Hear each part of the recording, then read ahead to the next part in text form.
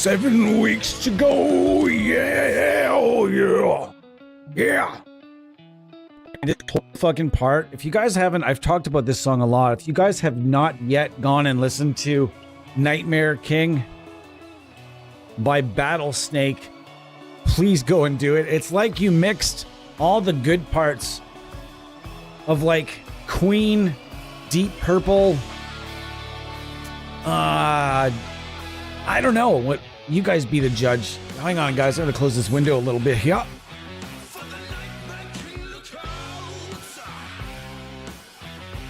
I was drawing some attention to myself, talking loud with my window open in this neighborhood. You never know what's gonna happen, brother. Let me get the comments up. I can't see anything or anybody yet. Just making sure we are toasty. Yeah, the other day it was tough for me to find the stream. Not this time, baby. Not this time. It's right in front of me. 3 people in the house. Ton guitarra. I'm gonna need some audience participation after we listen to this one lead lick. I'm just gonna drink this up, guys. Hold up. I'm just gonna drink this up. We're gonna listen to the solo together, okay?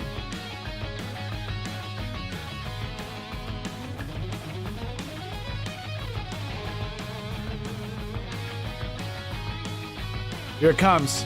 Here it comes, boys.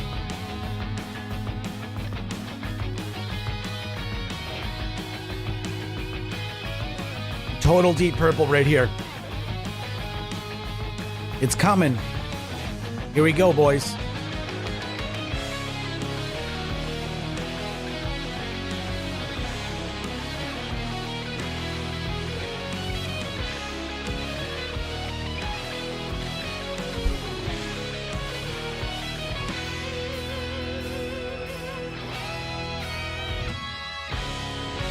Oh man, what a fucking tune, man. What a tune. What a melody. What a song. Battlesnake, Nightmare King, and such a great Telecaster tone. And tell you what you're going to do today. You might thinking, what are we doing today, folks? What are we doing? Death Spade, nice to see you. You're back. I love it. No, we didn't do the Black and Death, brother. I wouldn't do it without you. No, we didn't do it.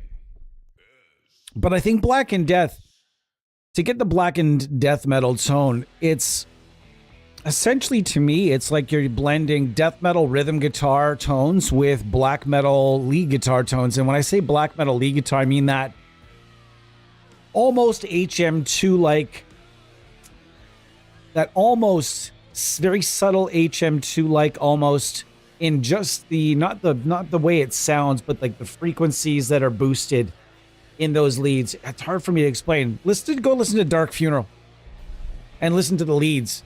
And when I say leads, I don't mean solos. I mean like the melodic trem picking in the background that goes on. Today, what are we doing? We're hanging out today with Amphub and the brand new update. If you've never tried Amphub, I'm going to say it right off the hop, and I'm going to say it several times later. You need to just try it for 3 months. 3 months where you're going to be active. $10, or I think it's $15 a month now or something like that. Totally worth it either way. Man.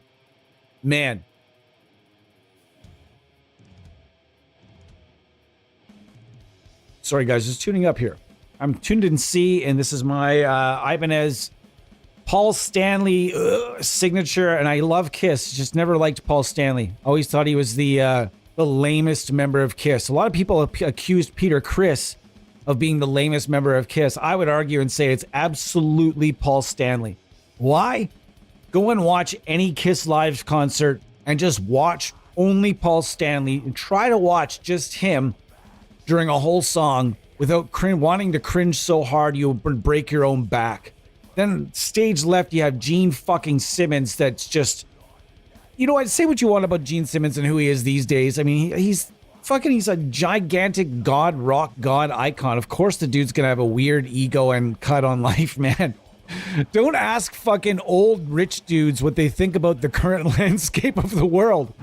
Just don't do it. It's like, I know we're squirrel braining here, but it's like when they asked that Duck Dynasty guy for his opinions on the world, and they got a bunch of like randomly, subtly, and not so subtle, like racism and a bunch of other stuff. You're talking to an old fucking 80-year-old dude from the South about the current world.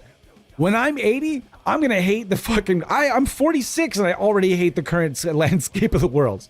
Anyways, that was a squirrel brain. That was definitely a rabbit hole conversation with myself, but it was still rad. I was glad to be a part of it. Yeah, man. Your stuff's really good. I thought I emailed you back. I liked it. It was pretty crushing. So guys, I'm going to need your help on this one. We've run into a rare piece of gear that I actually don't know a lot about. I've seen this amp a lot of times in a lot of studio pictures. Where this amp comes up the most.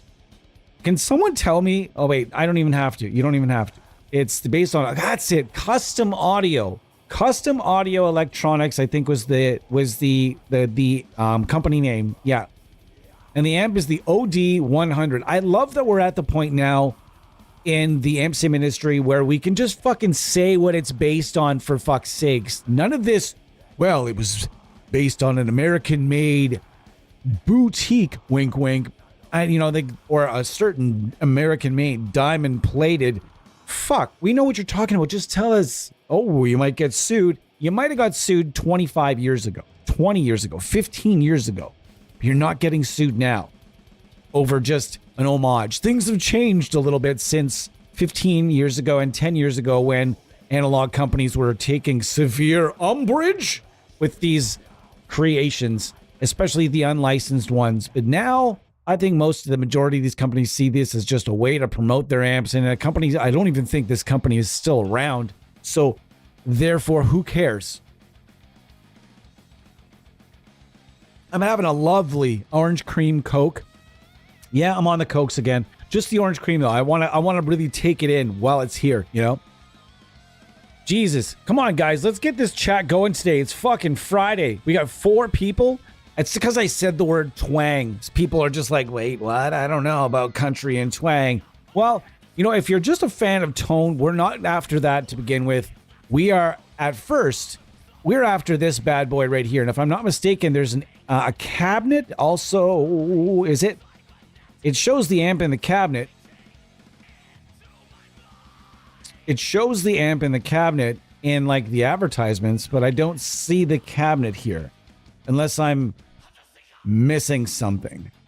And I don't believe I am. So I'm just going to use the standard cab section here because it's a really nice angle setup. I actually don't like to touch it if I don't have to. And in this case, we're not going to touch it because there's no matched cabinet for it. And I know this particular mic and cabinet setup sounds really fucking good. So I'm just going to leave it alone. And we're going to get to this wonderful amp here. All right, I can just feel the levels. Hot, hot, hot! I was just testing single coils.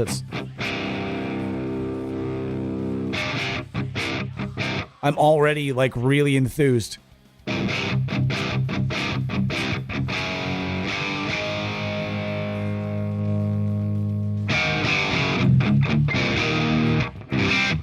So the first half of the stream today is going to be hanging out with my Iceman here. And some of the more, I'm not sure what we're going to be after. We're going to be after this brand new amp here. And we're going to be after a bunch of other stuff, random stuff. Okay? With this guitar, maybe a couple of the really nice, thick, giant rock tones we're going to be working with just inside Amphub here. And then the second half, I'm going to grab my Telecaster and we're going to go after some Brad Paisley-esque, Brett Mason-esque, Johnny Highland-esque country tones. Twang, but not just twang, but beefy twang. And if you don't know what I'm talking about and you don't like country music and you're one of those people that thinks country guitar players are garbage and it's not metal, so it's not talented, it's not jazz, so it's not talent, depending whatever school you're from, there's a lot of that bullshit that goes around. I can assure you that country musicians are some of the greatest musicians on the earth and some of the highest paid guys that are playing way below their skill level in some cases just because they're making great money. That's what Nashville's all about. And I really wanted to have my friend Matthias Canteri on here. I think we're going to have him on in another stream. Or maybe I can somehow, some way get him to join us today. I don't have my phone in my pocket.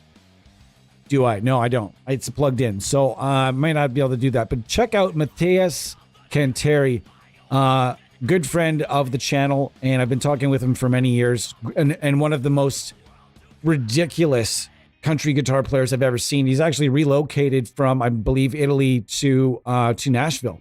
So he's there. He's doing it. He's there showing off his skills. And he is an absolute ninja. This sounds good already. I'm already really excited about what I'm hearing.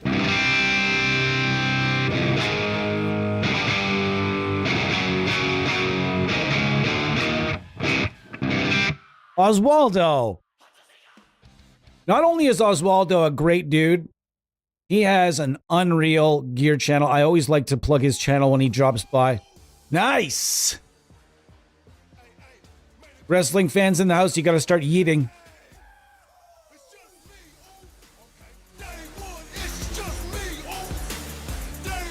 Finally, the champion, Jey Uso's theme music comes on in the background. I'm so excited to watch SmackDown tonight. Yeah, I just and Backlash this weekend. Man, I'm so excited. It's a wrestling weekend. I'm so excited. I used to get this excited. It's also a UFC weekend, I think, too, as well. So.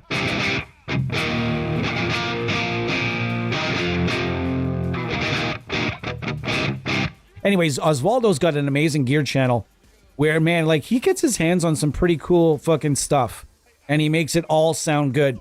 That's why I was originally attracted to his channel, is because, man, he's one of those people that can just make, he's like Ola. Ola England. Say whatever you want about Ola.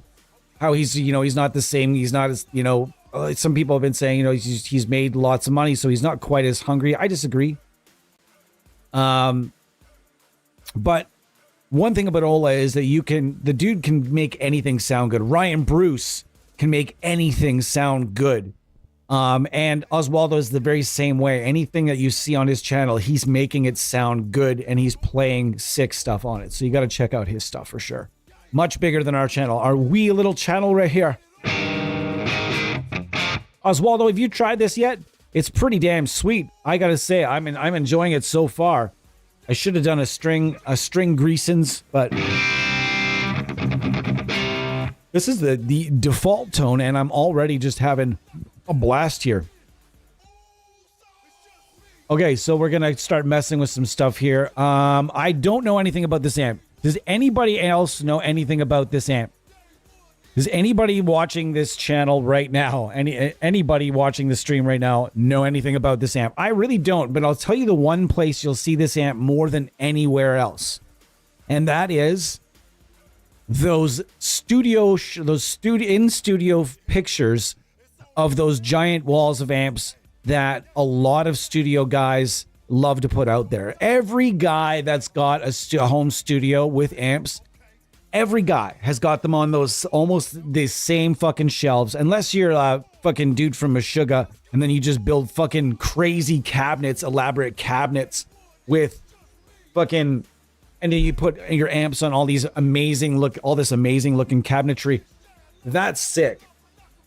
And again, as always, I've got a cat hair in my eye while we're filming a fucking stream. And I can't touch it with my left hand because then my hand will get all greasy. And I don't want my fingertips to get all greasy. And then all of a sudden I play like even more garbage than I already am. I'm a half-ass guitar player on most days. Anyways, Thomas, nice to see you. This amp is based on the Custom Audio Electronics OD100. And now I know nothing about this amp, but at first glance, it gives me the feels of the Pete Thorne PT100. If you've ever tried that plugin, just for shits and giggles, I'm going to open it just so you guys can see what I'm referring to right now. PT100. And so you guys will be able to see there's a very distinct similarity between these two in the way they look. I'm not crazy. Am I crazy or am I not crazy? These look very similar. And I'm not saying that they are similar amps, although I'm going to put Bo on that because I kind of want to know. Quick tone break. The start of this song's got some of the best tone ever. Where is it?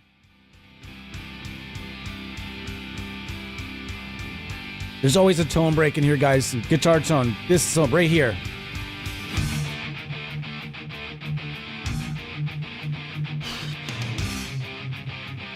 Oh my God.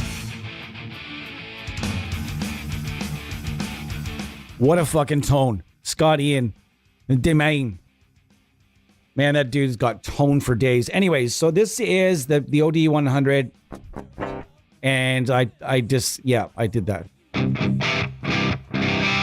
It sounds great. I don't know anything about this amp apart from I've seen it in a lot of those studio walls. And this seems to be one of those amps. And it leads me to believe that if there's a lot of studio engineers that really like having this amp around, that leads me to believe that it might be good. It might be a sick amp.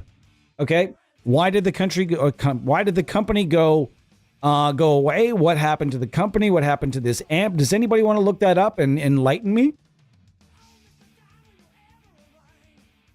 This is one of the few times, guys, that I have not done my homework. I used to pride myself on doing my homework on new stuff.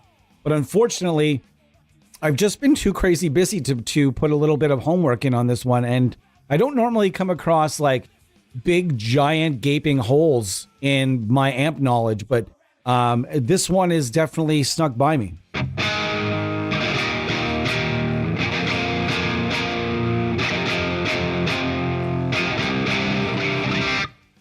Not having tuning difficulties yet, but just taking some time for Icy McMahon here. That's this guitar's name. I haven't named this guitar. You'd think I would name it like Paul. We used to have a name for Paul Stanley as well, I can't repeat it because the language is now super frowned upon and would get me canceled. So I can't say what we used to call Paul Stanley, but we used to call Paul Stanley something, and it's not his voice. His voice is fantastic. His voice was always a big part of Kiss for me, a big part of listening to Kiss. Love his voice. Always loved his voice. Love the way he sings. Love everything about that. But looking at him live, just not for me. The guy's, yeah. And I've seen it live with my own eyes, too. I saw them on the Psycho Circus tour. I was lucky enough to see them on that tour with a really terrible Canadian band that should not have been opening for Kiss. That sounds fucking awesome. Okay, so so I'm using gain 2 or 3? Are these... Okay, so you can have it one way or the other. I see. This sounds really nice. It's chimey. Part of that's also the pickup I'm using, and I'm just starting to think that I just need to buy a couple more of these before they go away. The Bill Lawrence USA L500XL. I'm starting to realize that pickup just is really, really, really hard to beat. And I really want to put it in a couple of guitars and take some stuff out of guitars that I'm going to put it in my Les Paul if I can find a cream colored one. And I know they have that. But anyways, this really bright and crunchy pickup with a really nice bite to it. And I'm still, as mentioned, I'm starting to realize I need more of them in my life. They based the Dimebucker off it. This was the Dimebag pickup, but also many, many other artists used it. It's phenomenally versatile. And it was obviously a couple of companies have come out and copied it. The Dimebucker, they tried to do like their own version of that, which it sounds good, but it's not as cool as one of these in my opinion. I like the USA versions even better than the original versions that you have to pay like $500 for at this point. All right, guys, let's get some chatter going up in here. How's everybody feeling today? We've got a few people in the house. And man, this Friday stream today, I had an interesting week at work, but we'll get to that after. So far what I'm hearing is a phenomenal channel 2. Phenomenal channel 2. Really strong, really big wall of tone. It's very bright. I do...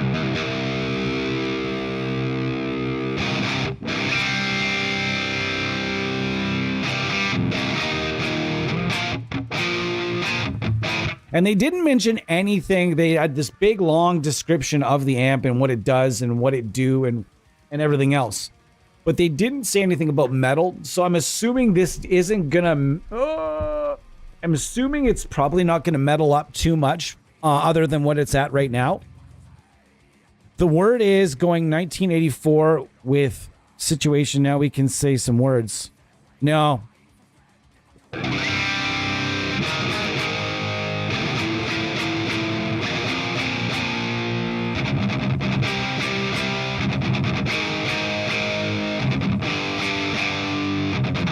And if this thing could metal at all, they would have said, yeah, this thing's a metal monster. But it's definitely not. Let's go to game 2 and see if the gain is just a different bird here.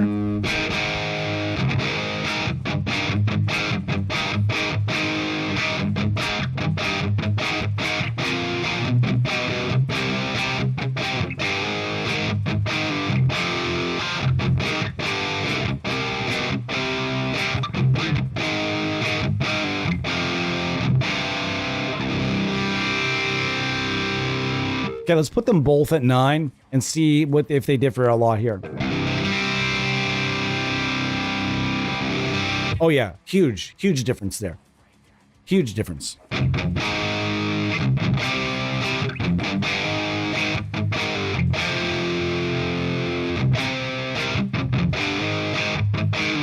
Is it a placebo effect or is it actually different? I can't tell. Let's go to the cleans. Let's go to the cleans. I'm assuming this is channel 1 is clean. Oh, this is going to be sticking around for some twang. I can tell you that right fucking now.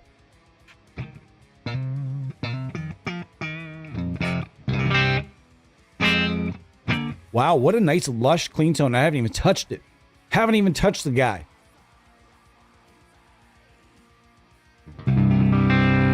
Oh, that's so nice. What's this boost up to?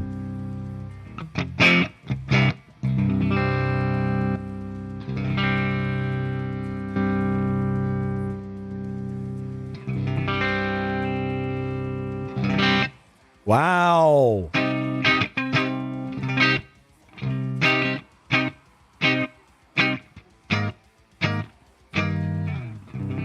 Really nice. It's punchy. It's got, man, they did this amp really well. I can't say that it's realistic or not or authentic, though it probably very much is, but because I haven't really done my homework. So I got to go and do some homework.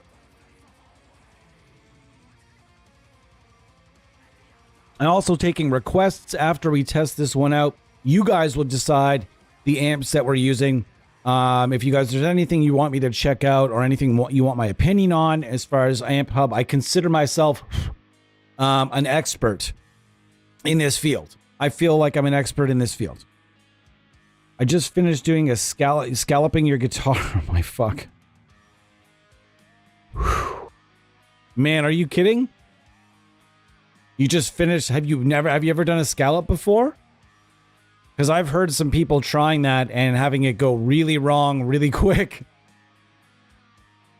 I tried to talk my friend out of it a number of times. I'm seeing more guitars these days though that have like, are you guys seeing these guitars that only have scallops like beyond like the 12th or 14th or 15th frets? Are you guys seeing those as well? Because I'm seeing it's like maybe it's a new thing people are doing. Maybe it's an old thing that I just didn't really like know anything about, but it seems like the majority of the fretboard is fine for rhythm work. Because I've heard that complaint about scallops is that playing rhythm, you tend to bend notes sharp all the time because you're used to it being a bit different. You're used to there being frets there. And you're used to being able to push a certain amount. But then I'm being told that playing rhythm on scallops can be kind of a pain in the ass, whereas the lead work, I've never really sat down and played with a scallop guitar. I had a chance to play it once, and I'll be honest with you guys, I didn't do it because I didn't want to look stupid in front of a bunch of people. There was a bunch of people there, and there was a couple guys playing guitar, and the guitar that was available was an old Strat with some guy's dad's guitar or something with some scallops on it. And part of me is like, man, I really want to try that. And part of me is like, you know that there's like 25 people in this room right now, and I don't want to do. I don't want to do that. I don't want to do it. Sorry, I just drilled someone's ears there. Sorry. I'm sorry if I've done it. All right, we're gonna go back to the gainier stuff here. This is a pretty simple and squared away kind of amp. It's not really, it's not a killer, but it does some really nice things. Okay, it does some really nice stuff. Did I hit the channel? I didn't.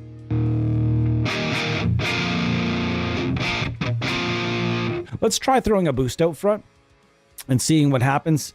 There are a number of really great boosts in here, and I would say that I don't know, for my money, I do like that they went with the Digitech Bad Monkey when JHS kind of blew this up and had some fun with people a little bit, to where there were people spending like $1,000 or $600 or $700 on these Digitech Bad Monkeys. And I don't know whatever happened to that. I didn't really follow it too close. I just know a lot of people that did and thought it was pretty funny. So, but yeah, I don't really know anything about that. So let's keep going here. I'm going to throw a boost out front.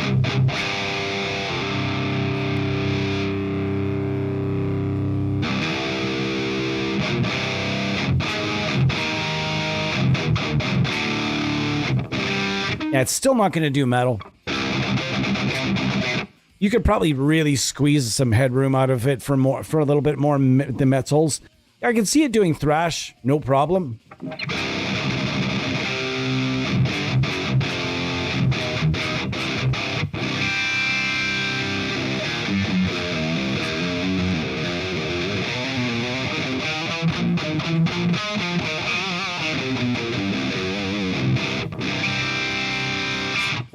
Yeah. I've been really spoiled lately. I've been extra spoiled lately with these incredible modified Marshall sounding, kind of Friedman-y sounding, you know, there was the recent release of the Aurora DSP Diamond Suite, aka DS.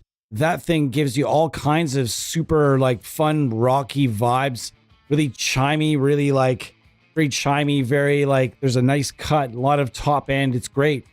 This is falling in that line with me as well. The whole, and then obviously Bogren Digital came out with some modified Marshall amp knobs. Fucking knobs! I had to get one more in. They had to come out with some more knobs, and those things are awesome. By the way, if you didn't watch the stream the other day, we went through them for a couple hours. They were awesome and very stripped down, obviously, and they're super easy to use. This one is giving me really giving me modified Marshall vibes. I'm assuming if I was to ask Bo and Bo looks into this, he's going to tell me, yeah, it's a fucking modified Plexi or a modified this or that. Because it's giving me super Marshall vibes right now.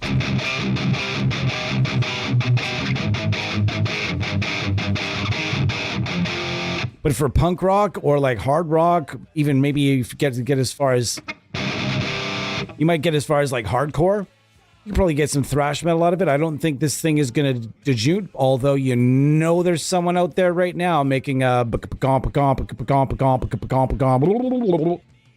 to hear, definitely going to hear a couple of those videos come out, because certain people just need to do it. I mean, I think you can make it work though, because like we discussed on the last stream, one of the last streams there, we were talking last Friday that a lot of modern metal and gent and tech death and stuff doesn't really have a whole ton of gain. I just think I don't know if this one's gonna be able to use. I would love to see it though. I'd love to see it. If you're gonna make a metal demo of this, please do. Show it to me.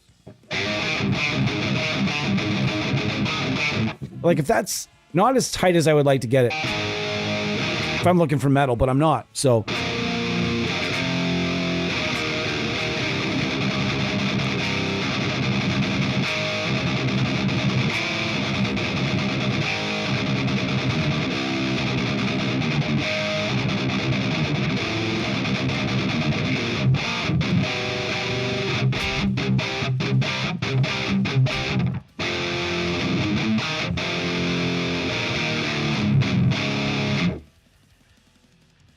That's exactly what I was fucking thinking. The first channel sounds very like Fenderish, and the second channel sounds very fucking Marshall.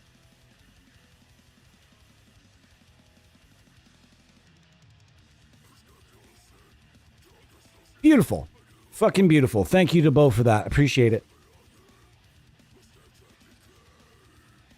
See, Bo is Bo's not even here, and he's answering questions. That's how fucking dedicated Bosif is. Bosif, Bosivus, Bosephone.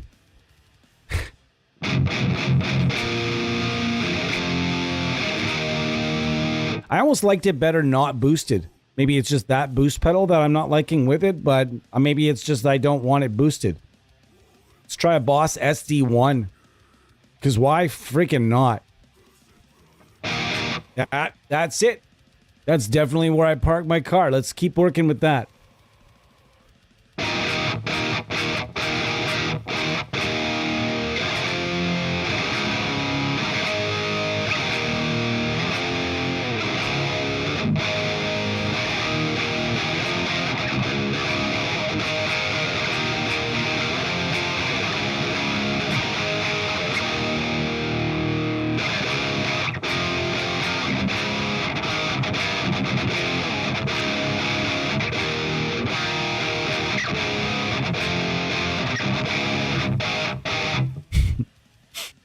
Down. Bo nose. I'm gonna get a Bo nose shirt. I have to look that up sometime soon. Man, there's not. This camera angle is not. His camera angle is bullshit. I gotta move over a bit. I think something accidentally moved my. That wouldn't make sense. I think something. I must have bumped it. Yeah, this I would agree. It's also kind of grungy, but there's more that can be done with it.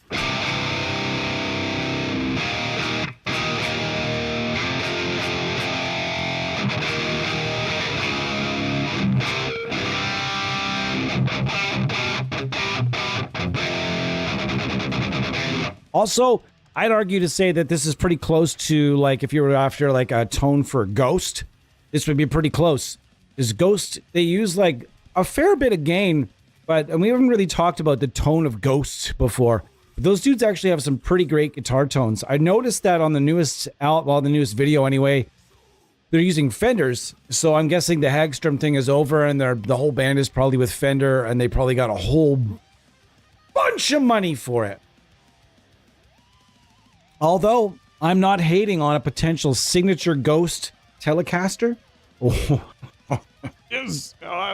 It'll probably be a Jaguar, though, I think, by the looks of things. But, man, those guys, I think, would come up with a pretty cool, some sort of a cool-looking guitar. It's interesting going straight from, like, the Hagstrom to that. But if you're looking after, like, the Ghost tone, I don't know any Ghost songs.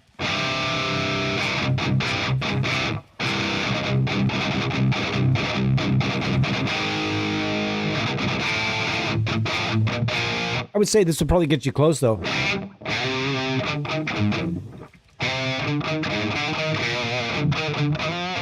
Funny enough, this is going to sound like total shit, but I can play you a riff, and I recorded the riff in probably 2004 or 2005, and I was jamming with a band called Phasmatis, and we had a song, and I'm not even kidding you, this was the riff.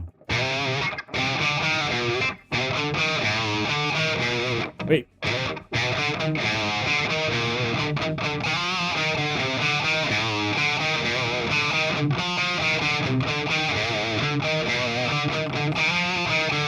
Because that was the riff. So when I heard that Ghost song, like years and years later, I'm like, damn, I guess my riff was semi-catchy then. I'm not saying, obviously, it wasn't an inspiration. There are just going to be riffs that sound the same. I just thought it was funny because, obviously, that if that riff, people enjoy, if that riff sticks in people's heads, this riff might have as well. If only. No, I'm just teasing, guys. But still, it's kind of funny how, like, you can write something, then there's no way somebody else could have heard it, and then you hear it in some fucking random, like, other artist, whether it be big or small. It's just how brains work and how melodies work. Some melodies are attractive.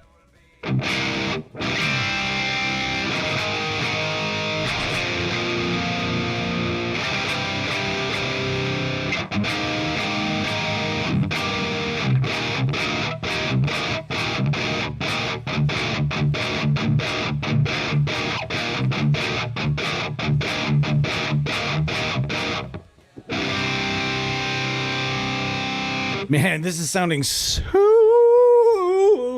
good. Super good. This is awesome. And I'm very, very excited about what I'm here. I like what you're showing me right now. What a fucking... You guys, we're going to listen to another solo in a second. We've listened to it before.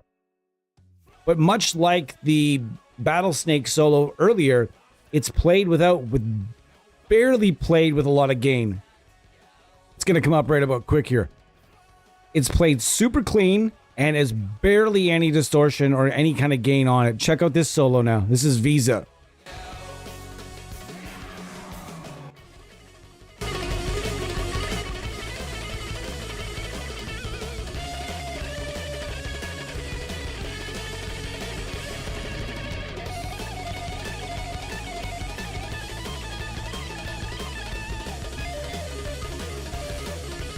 G-Bus. Da-da-da-da-da-da-da. All right. Had to do it. There's certain things, they distract me when I hear it. So instead of me like talking to you guys and like half listening to what's going on in the background, why don't we just stop and listen to it together? That's the way I look at it. You guys might find something you like. Maybe you guys could tell me about a band that's similar, or maybe you guys could tell me that you've already liked this band for 10 fucking years. I don't even know. Let's have a conversation about it. I scared people away. Normally Friday streams are our best numbers. I scared people away with the words country and tone. Obviously, we're not doing country yet, but I put it on there because I figured, why not? I should just start putting like fun Fridays on there and see if people drop in. And it does bear the question. And if somebody from STL is watching this later, which is highly unlikely, if they are, hello to Fetty, hello to Carlo, hello to James, hello to Sonny, hello to all the wonderful people over at STL Tones. Thank you so much for your constant support in what we do here. I have been supporting. I've been a big supporter and a big lover of STL Tones since the very beginning, since Ignite ported their efforts over with Sunny True Love. And here's the question I have for STL Tones. If someone's watching this at a later date, here's the question I have for you guys. For a company based in Nashville, they're a giant, and they are a growing and very large company. Here's my question. If you're based in Nashville, where's our country? Where's our tonality country? Where is it? I would love a tonality Brad fucking Paisley. That's what I want. It could not be that hard to put together. It's just money and reach. It really is. That is what these signature suites come down to. It's the money you have available and the reach that you have. And if you have good reach to people that are around this artist, you start by talking to them. And then you go. I mean, a couple of these conversations right now for a certain developer just logged to one up, not with Brad Paisley. That would just, man, even thinking about that would just be so great. Man, I would love that plugin. Somebody please do it. But we'll talk more about country in the second half. Right now, we're talking about the Amphub Custom Electronics, and they're calling this the Ace OD100L+.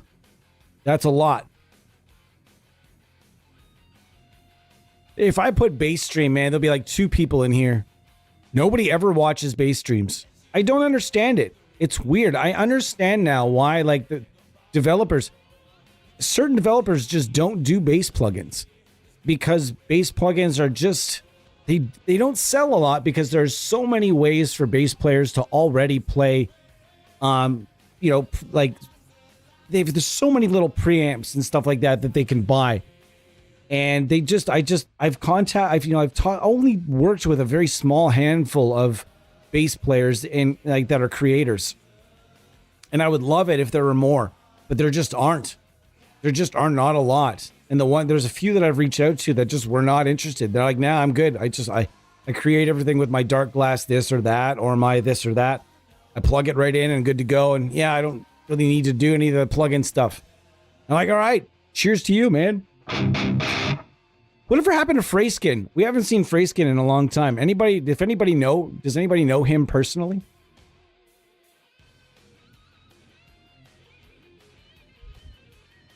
Maybe I'll surprise him by finally sending him those DIs, and then he'll come back to the fold.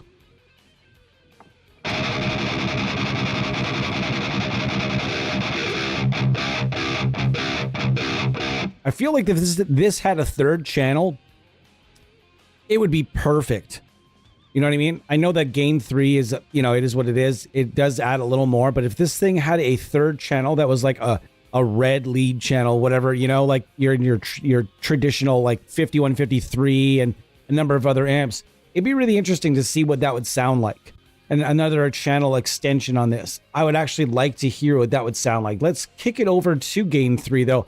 I really got to say, like, I don't know if I prefer this with or without a pedal, but man, this, the super overdrive is sounding really cool. It is. It's sounding, AKA the Bolt Drive S1 is going to be where you want to park your car with this. Let's check it out again. Wow.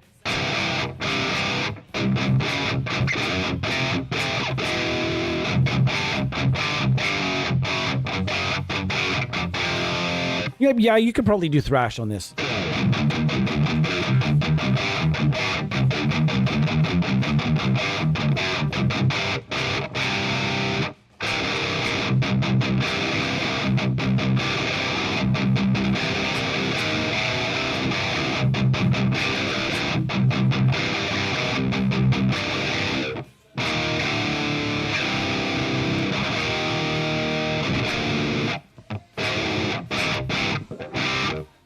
Yeah, guys, I once again, we have another update. The last one we did was the Friedman, and now they're sending us this absolute monster. Is there overlap in here tonally? Yeah, absolutely. There's going to be a bit of overlap in any suite, any large. We're pretty much at the point where we can call Amphub a mega suite. And when I say a mega suite or a full suite, as we've liked to deem it in the past, that is talking about your Amphubs, your bias effects. Let's not talk about bias effects. Amplitude, you know, Helix native, where it's, you know, it's more than a multi-suite amp. It becomes a, you know, if you look inside and see an airplane hangar's worth of gear, it's a full or a mega suite.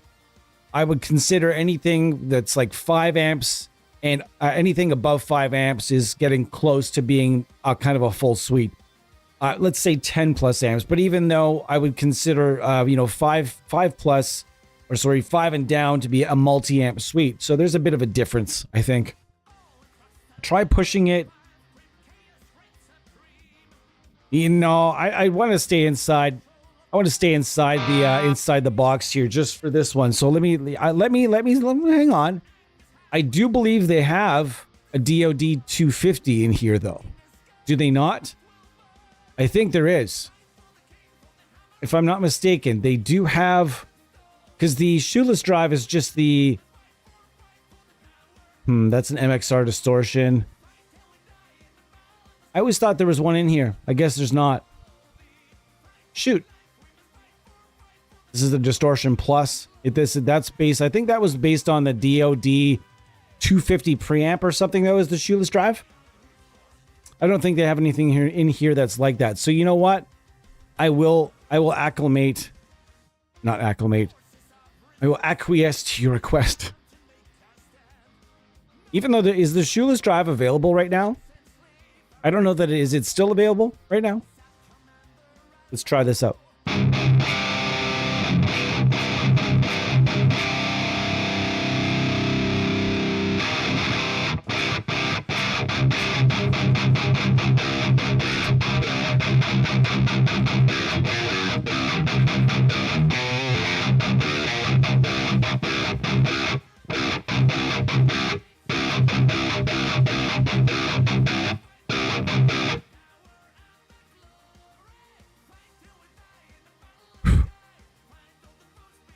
Resington said the shoeless has a bug and he stopped using it.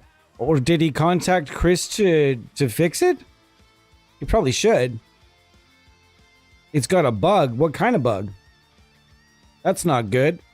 You don't want the signature artist to not be happy about the plugin. I have yet to see a bug in this, but I haven't used it tons and tons and tons.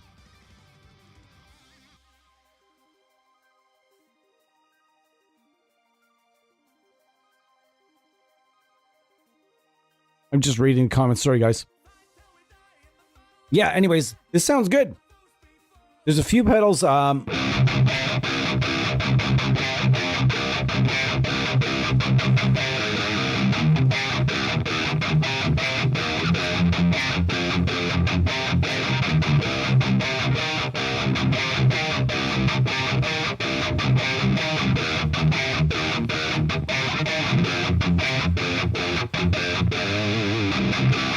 That sounds really nice. It's chonky.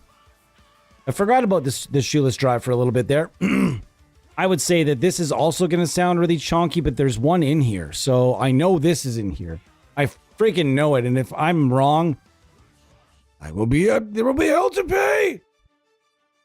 What am I looking for? I thought that, there it is. There is one in here. I fucking knew it. I knew it. We're going to set it up all like Meshuggah style. All right, let's see what this bad boy gives us.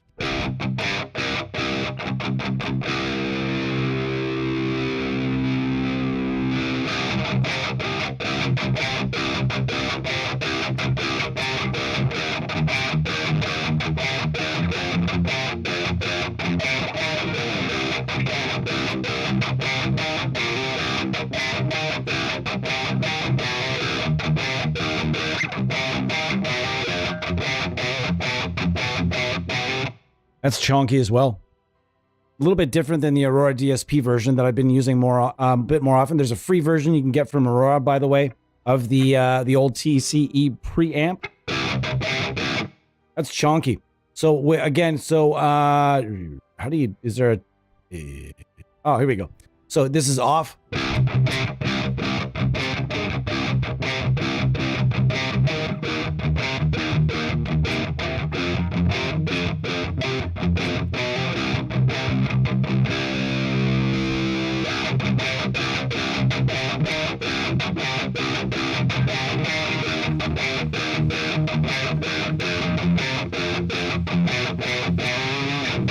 It sounds really good. This is true. Done.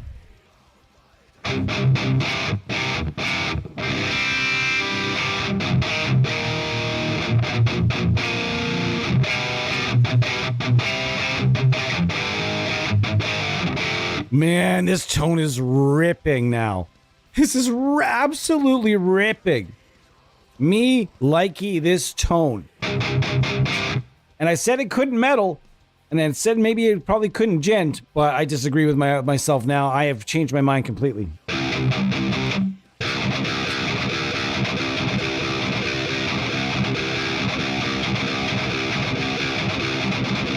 Yeah, that's gonna gent all day. Get out of my eye!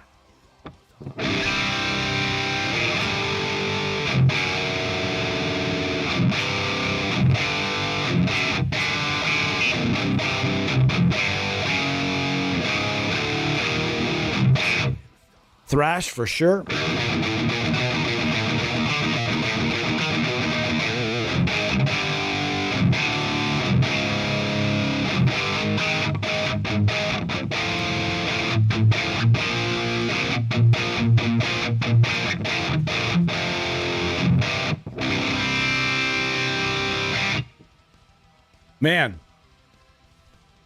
Man, this is unbelievable tone. This is the second month in a row where they've added something that just made me go, whoa! If you didn't try the Friedman last month, whoa!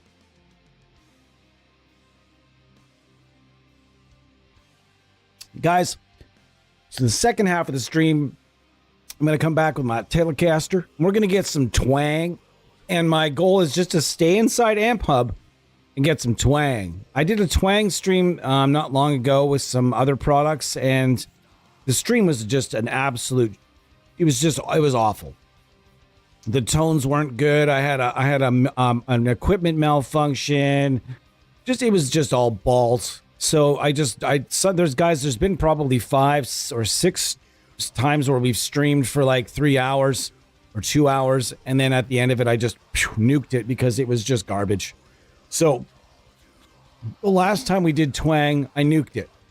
This time I will not be nuking it or having an equipment malfunction. The second half, I'll be testing out the Fishman Greg Koch's Telecaster set, and I said on the stream the other day, after testing, I've made my decision. I am just not a fan of Fishman humbuckers. I have tried now 7 or 8 different sets of humbuckers from them, and I just cannot get something that I'm universally in love with, something that goes from, no matter what amp you plug into it, it's going to pull the best out of it. I haven't been able to get the tones I like. However, the single coils are a whole different story. And I've heard the same about their P90s as well, being really, they sound very organic, very warm. I just found that the humbuckers were not entirely my thing. And I think when it comes to actives, I will stick with EMG and not really worry too much about the rest. Holy cow, that sounds great.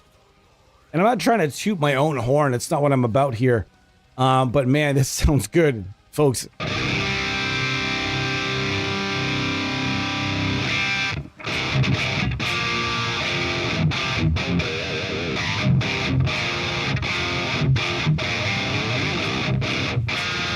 Ah, the tune. You had to ruin it. Didn't you, G-string? Bet you it's the G. It's the fucking G. Of course it's the G string. It's always the G string, especially because on this particular guitar I'm playing it in C with a plain G, not a wound G, and I'm annoyed because it just doesn't work. Anything lower than D standard, I absolutely have to have 4 wound strings on a guitar. I just don't know what it is, but whenever I do that, I always end up with tuning issues and kind of a thunkiness to that G string. So I'm going to go and try to get a better set for the 2 guitars I have these sets on at this point.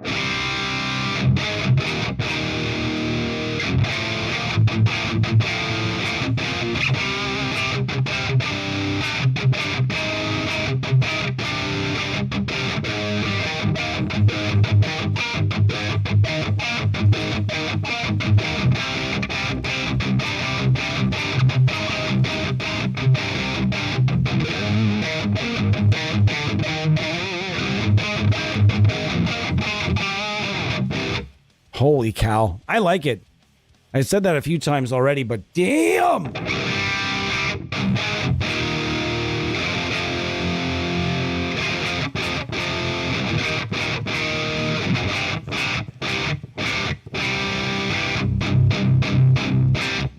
Man. Wow.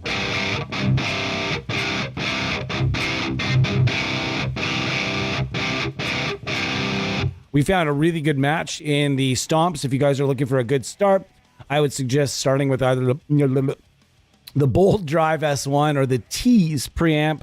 This is what the overdrive sounds like.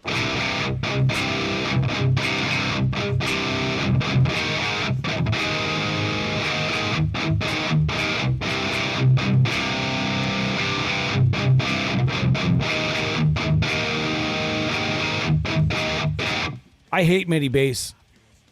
If you have MIDI bass and MIDI drums, you're gonna make robot music.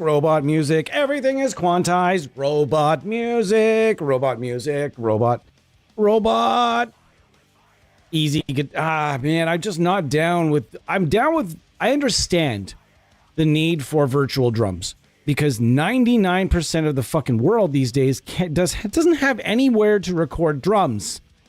It's impossible. To record drums well, you need thousands of dollars worth of mics, a good sounding room.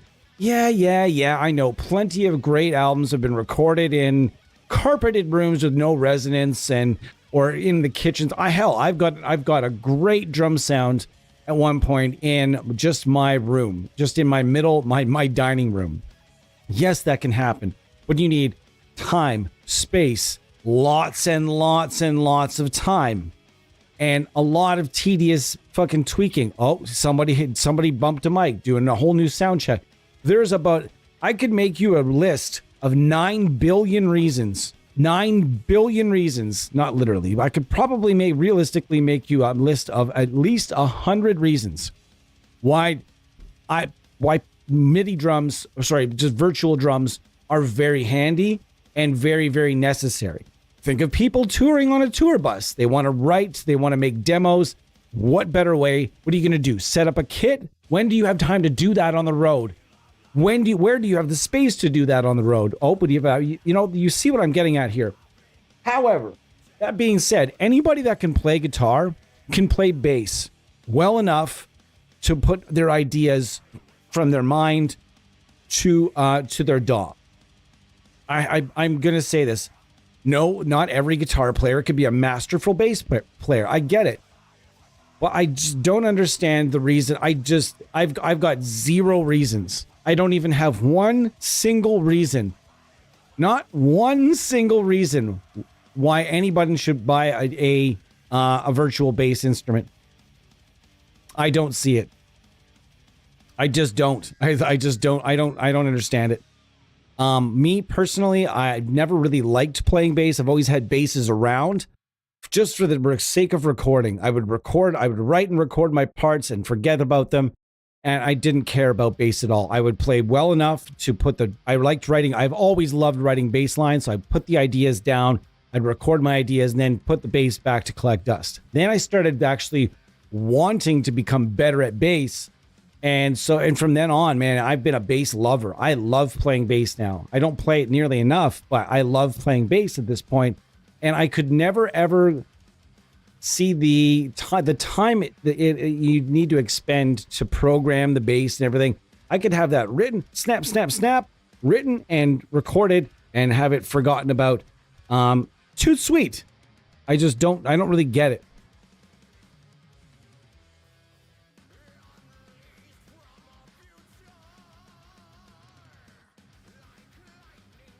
That's just me, though. I mean, again, some people might use the defense that I don't have a bass and I don't want to buy one. It's cheaper for me to buy a bass plugin or a virtual bass instrument. Sure. Okay. Or maybe just the exact same reasons I just gave for traveling musicians. Maybe they don't want to tour with a bass or ask their bass player. Maybe someone touring in a metal band wants to work on their country album in the background. And they don't have I can see the reason for a double bass. That'd be cool if there's a double bass virtual instrument. And by double bass, I don't mean like literally two bass pedals. I mean like the stand up. They call it a double bass. I don't know why, because it's double big. Not sure. I can see the reason for that. There's a lot of reasons that I'm not going to hate on people that use virtual bass instruments, not by any stretch of the word. I wouldn't do that to you. It's to each their own, but I can give you 100 different reasons why virtual drums are, but I just can't personally think of one reason why I would ever want to own it. I think if there's a bass line that's just too hard for me to play it, I would rather program it. I mean, I would just rather do it myself and challenge myself to get better at that instrument.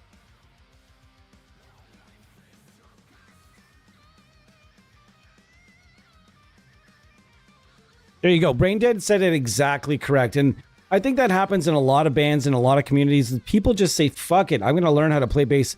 My friend got sick and tired of asking me to do metal vocals on one of his albums, so he just learned how to sing metal, which is exactly why I learned how to sing metal, because I couldn't get my buddy to sing on my album for me, and I couldn't find a singer for this band I was starting. So I just said, you know what, fuck, I'm just going to teach myself. And after destroying my fucking throat trying to learn and learning from scratch, it was worth it. And I can now sing in various styles of metal when I'm in good vocal shape, which is not fucking right now, I'll tell you that much. Okay, so let's go over really quickly the different options we've got here. What did we go over today? Well, we went over the brand spanking new. This is this bad boy right here. This is the Amphub. Not Amphub Custom Electronics. This is based on the Custom Audio Electronics OD100. And this is the Ace COD100 L Plus that you can get with Amphub. It is the brand new inclusion. They drop gear in there every single month, and when they put that down, they threw that gauntlet down and said, we're going to add gear every month. A lot of people said, no, they fucking won't. They're going to do it for 6 months, and then it'll be like, now due to this, we're going to do it every 2 months. Well, now, and it's going to be every, if it's like Line 6 only does it once a year. Once a year, Line 6 does it, and people are really excited when it happens. These guys do it once a fucking month, and they have never missed a month. Never, not once. Never been an excuse, never been anything. They've always added something each and every month that was very, very useful. Very useful. All right, so this is what it sounds like.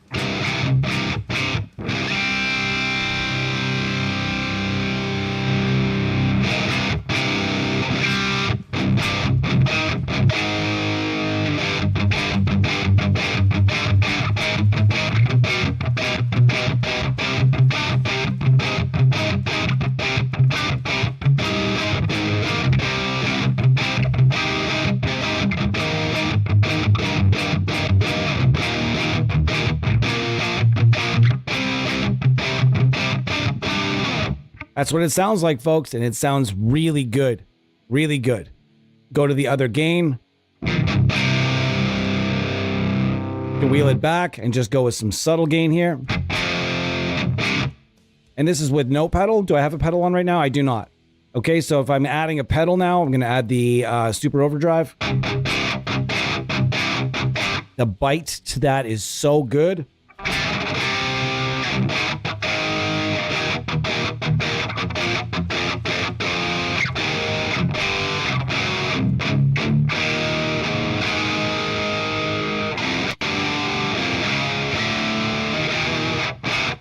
So it sounds fat. Lots of gain. Now this is with the TC Electronics. That's so nice.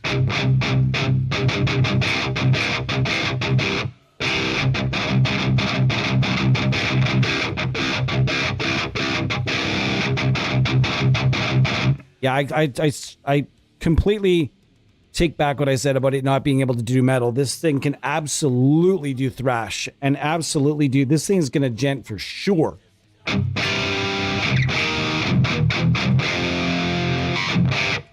Modern death metal, maybe not, but for tech death, because there's, as far as I understand, there's a little bit less gain going on in tech death. I would say, yeah. Yeah, buddy. Let's try that again.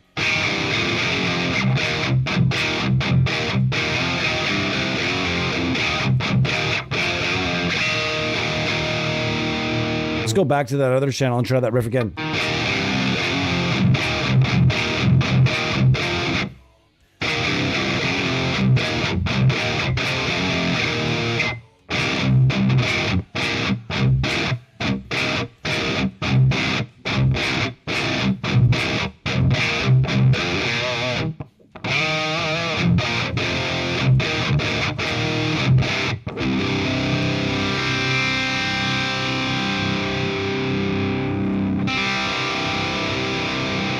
Yeah, buddy. Bravo. This gets a 10 out of 10. I'm going to give it an 8 out of 10 for now, just until I've done a little homework on it. But I'm sure once I do that homework, it's going to sound just exactly like the original thing. So yeah, fuck, man. Bravo. It's probably likely going to be a stamp 10 out of 10 on this thing, just like the last one and the last one and the last one and the last one and the last. Okay, gotta stop there. I could have kept going for what? It's been out for like 5 years now, or something along those lines. And every month since the release of this plugin, it's gotten better. And they've even improved some of the things in the in the suite, in the collection, that maybe they didn't fully nail. Example being the 5153 If you guys are familiar, let's go through the list of available amps here, just so you guys can get a good look at like everything that's in here. Okay, so as mentioned, there is that the Friedman. So you have Friedman, you have divided by 13, Ampeg, Diesel, Rev, PV, Bad Cat, Fender, Orange, Crank, Randall, Brunetti, PV, PRS, Stevens, the Stevens Pound Cake. This thing is a sleeper. This thing, I do not hear this thing talked about enough. It is a sleeper. You need to go and check it out ASAP if you're going to be demoing this bad boy. You have a Sovtek MiG 50. When this one came in, I was absolutely floored. I couldn't believe they did this amp. And I'm so stoked that they did and they did it so well that, man, you got to try it. You've got the Splon, Fortin. We haven't even doubled up any of the brands yet, really. There's another PV, and there's some in-house stuff like the Neptune, Angle and more Angle, Victory. You've got Laney, Hiwatt, Black Star, Marshall. You've got just little bits of everything. My personal favorite in this entire suite, believe it or not, the Class 30, the Meridian Class 30, one of my favorites. This thing is no joke. And then it just continues to go on and on and on. And then we're not even at the pedals yet, folks. You go to the pedals. As you guys saw me scrolling earlier, there's tons of pedals in here too. And that's not even getting into the post effects. So when we come back, I'm going to take a brief break. When we come back, I'm going to be armed with a Telecaster. And we're going to go after some twangy tones. We're going to talk country tones. For those of you that want to hang around longer and listen to me talk about country tones and how we design a country tone, it's actually not as hard as you might think, although it's incredibly difficult at the same time. Just much like getting your perfect crunchy chugs, there's got to be a perfect, things have to align. You've got to have the right amp with the right purposes, the right saturation, and you've got to have the right pickups. You know, if you don't have the right pickups, if you've got a couple of old PAFs in your guitar, it's not going to get you all the way there for those modern sizzling chugs. You know what I mean? So there's a lot of variables that have to come into play, but once you put the right variables, when you put those right things together, the things come together pretty quickly. Okay. So in the second half of this stream, I'm going to use just Amphub here, along with my guitar that's armed, as mentioned, with some Greg Koch pickups. And I'm very excited about showcasing those finally to you guys in my beloved Telecaster Tallulah. So guys, give me roughly 3 or 4 minutes, and we'll be back and we'll rock some more. All right, guys, see if I can get this turned up for you, and give me a few minutes. Let's see. Let's leave you guys with something sweet though. Let's go with some Grave Worm.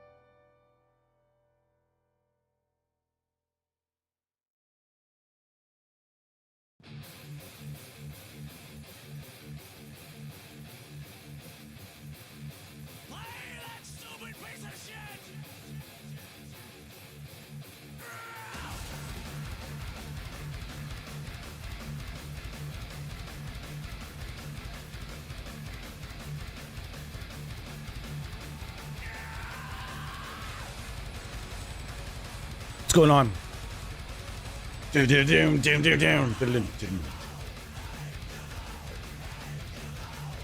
You know what? If you guys want to know a little bit more about sort of the inside the amp sim industry, one of my favorite shows is Silicon Valley.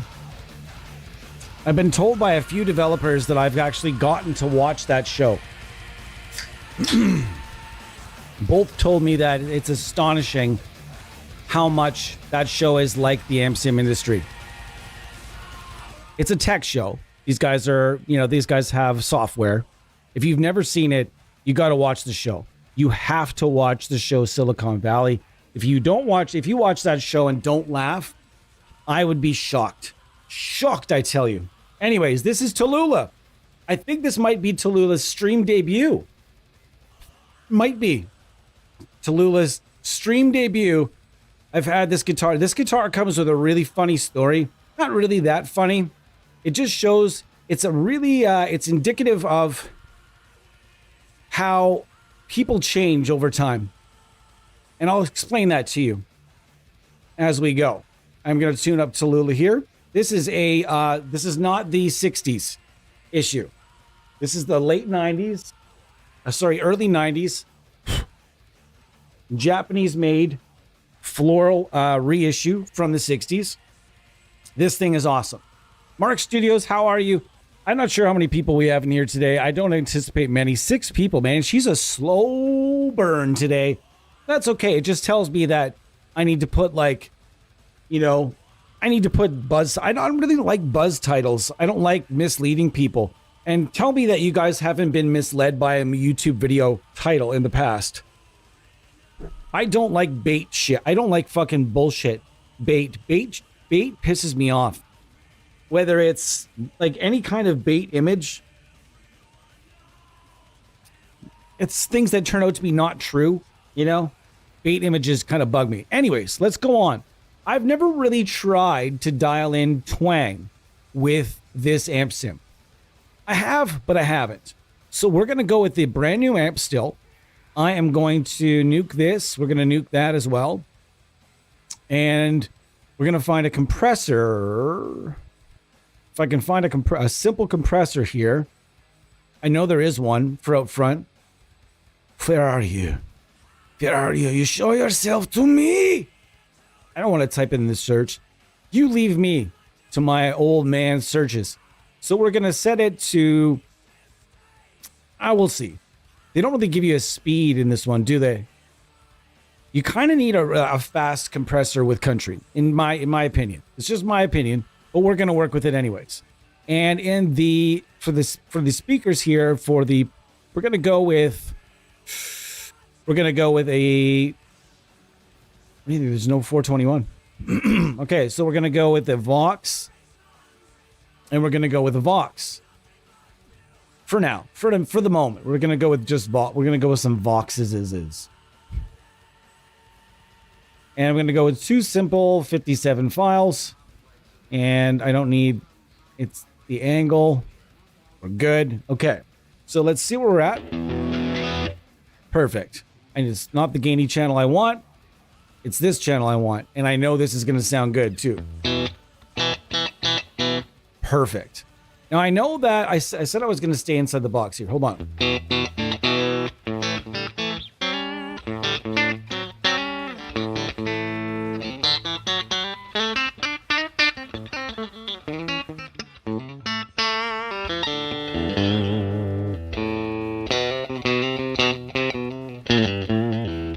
All right, so I need some slap back here. Slapskis. Wayne Slapski. We're going to go with a simple slap back will do. Now, presets inside. Okay. No, it's not inside here. So I'm just going to go with something simple. Our mix is going to go down. Our repeats are going to go way down. Time's going to be quick. Let's see what happens. Oh, that's fast. Or is that slow? Let's hear that again. Oh, that's still slow.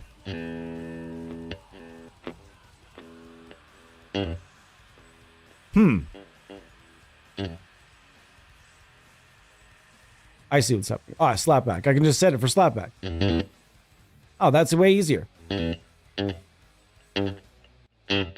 Oh, that's way easier. Thank you.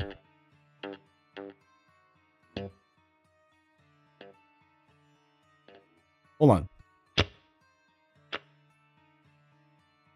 Go back. Okay, so that I went the wrong way. I turn my mix back.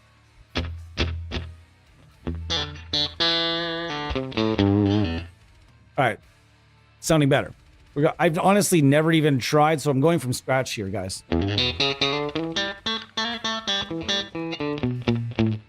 Still needs to be even quicker. Let's be better.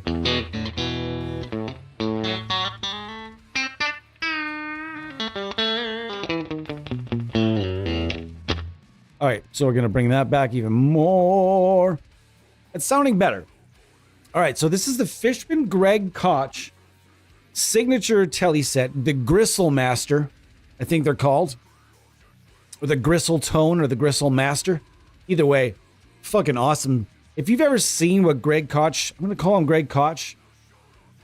There's like 6 different ways to pronounce that name, it seems. I've heard people call it Coke. I've heard cock. Say what you like. Subscribe and win, blah, blah, blah. What do you mean?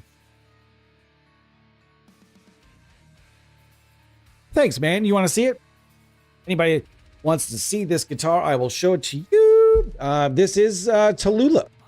And I'll tell you the story of acquiring this guitar and how I want to share this story because it shows how we all change. Okay? You take a good look. And this pickup set has 2 voices. It's activated here. Let's talk about this pickup set first, okay? Because there's a few unique things that I really want to talk about when it comes to this set. Now, one thing about this set I really think is interesting is that it's USB charged. So you don't have to put a battery in it. Anybody out there that's ever tried to put a fucking 9-volt battery inside a Telecaster will understand that you need to get creative. Some guitars have that unique little battery pack where someone is just taking a chunk out of the wood for a 9-volt battery. We've all seen those.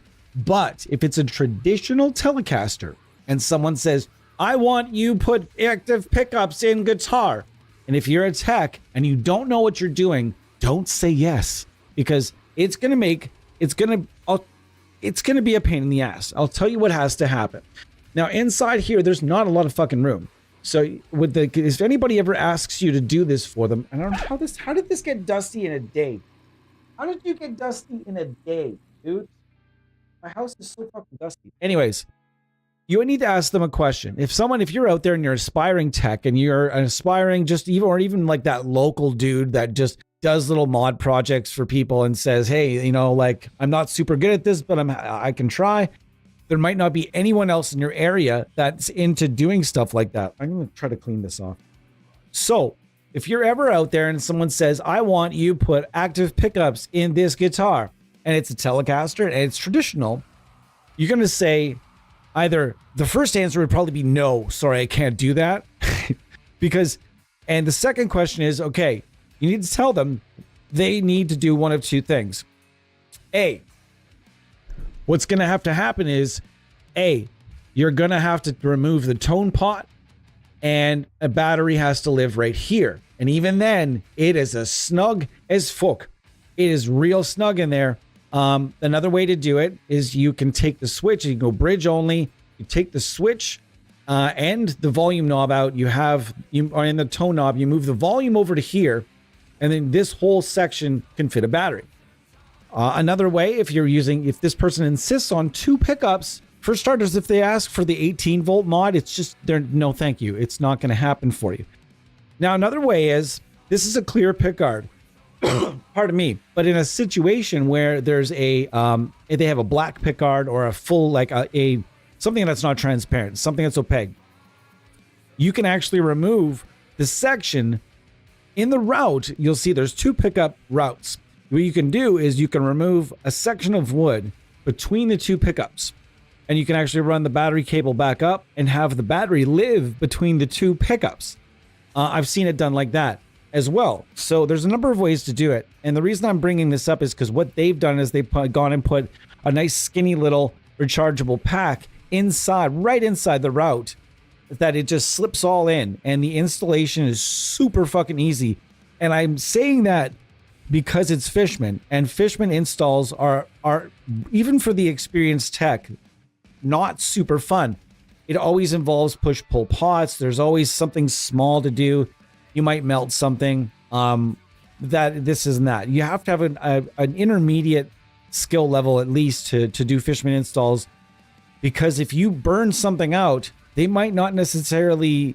But they literally suggest that you take these to somebody experienced to have them installed. And I don't know if they're going to refund you or not, or send you a new part if you fuck something up because you don't know how to solder, etc. So this is really easy. It's got 5 little points, and then your ground goes to 1, pick up ground, and you're done. That's it. Wrapped up. And if you're out there and you said active pickups, wait a second, I thought you didn't need the ground. That's just DMG. Fishman requires that your guitar have every, like, a ground, just like you would with passive pickups. So, all right. So anyways, we've talked a lot. I like to talk about guitar, and just, it's kind of one of those things we talk about a ton here. We talk about various ways. And why do we talk about guitar mods around here? Well, that's really simple. We talk about it here because it's handy. There are a lot of people out there on a budget doing their own modifications, with thinking that just watching a YouTube video of somebody really experienced that's doing it and saying, geez, that looks easy, I could do that, no problem. Now, when you see a video like this, I want you to think about one thing, okay? I want you to think about watching a professional sport. And I want you to picture a football player, or, a football quarterback throwing a 70-yard pass, or a baseball player hitting a 450-foot home run. That is similar to what you're watching here. And just thinking to yourself, that looks easy, I could do that. That's the similar thing sometimes what you're looking at with guitar modifications. So please be careful. And I always suggest, if you're looking to learn how to modify your own instruments, your first step, the very first step you're going to make, is to go to your local marketplace and buy 2 or 3 of the biggest pieces of shit guitars you can find. The cheapest, biggest piles of fucking garbage you can find. Just as long as it's got a sturdy neck, all the parts are there, and it's got to stay, everything is, nothing's cracked. You're going to find 3 of the biggest pieces of shit you can find. And you're going to learn on those before you bring your tools anywhere near your fucking nice guitars. Sacrificial lambs. Try to make them nice. You're going to fuck them up? Oh, fucking well. You paid $25 or $50 or maybe $100, but you saved yourself from destroying your nice instruments. Then once you get good and proficient on those, and you've actually been able to, make them play nice, and you've learned what you needed to learn, then you can try that. But I made one really bad mistake, even with Tallulah here, because I was dumb and I was rushing. And even to this day, I put a screw right through the back, and it cracked the finish. And even still, I feel bad, even though it's a Telecaster. All right, so let's get to the tones. If you're one of those people that's like, you don't like talking, there's lots of people out there that can show you how to get tones without going on squirrel brain, rabbit hole, mental conversations. All right, so this is what the pickups sound like. We're going to do a couple of strums with each one. I'm going to do the input here as well. Okay, medium output. I know I'm using lower output, so let's... All right, so we're good. Sorry if I crushed anybody with that first strum because the input just went mental, but that sounds wonderful. I want no distortion right now. So let's turn that back and let's turn this up a bit. Gain staging, folks. Wow. Already we're playing with some nice tones. Now, I also think the reason that you don't see more country guitar players doing stuff with plugins is because there's a certain vibe and there's a certain, snobbery, gear snobbery that definitely goes along with playing in Nashville, I'm assuming. And I just think that sometime soon we're going to see a large size country guitar player's name on a plugin. I don't think it's long. It's not going to be long. We've already seen plugins for Corey Wong. He's not country, but he is a clean, fusion-y guitar virtuoso type guy. That's one of the first guys that got a plugin that really wasn't known for any kind of aggressive playing, distortion, or anything at the time. So I don't think we're far from getting, a plugin. I think it would have to be the guys that I think about are Andy Wood. If you've never seen Andy Wood, you got to fucking listen to this guy because he's a lot like Brad Paisley, where he's a sick country player, but he's also addicted to Van Halen and also and shredding. So Brad Paisley, again, the greatest country guitar player of all time, in my opinion. You can scrap with me in the comments if you'd like, but just debate civilly. I would take Don Buck as well as a proper answer. Brett Mason, Johnny Hyland, all of those guys. If you don't think country guitar players are shredders, go and listen to any of the names I just showed you, or I just told you. One thing I will say, and I don't know if I'm probably going to get nuked for copyright. I always watch the same video, folks. I always watch the same video when we talk about country guitar. And I'm going to do it again. Okay, so this is, watch your ears. I don't know about the volume right now. Okay, we're going to watch this for a second. All right. So this is Brad Paisley.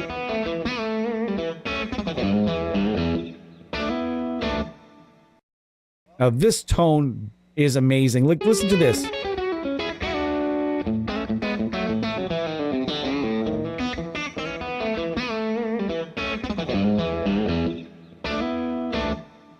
That to me is, I'm listening to that. That's the tone we're after here, folks.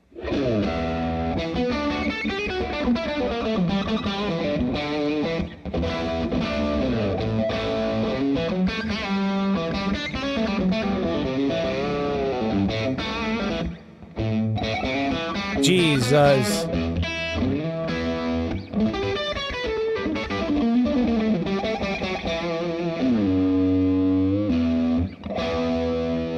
Just like, this is the tone we're after, and you're thinking he's using a lot of gain.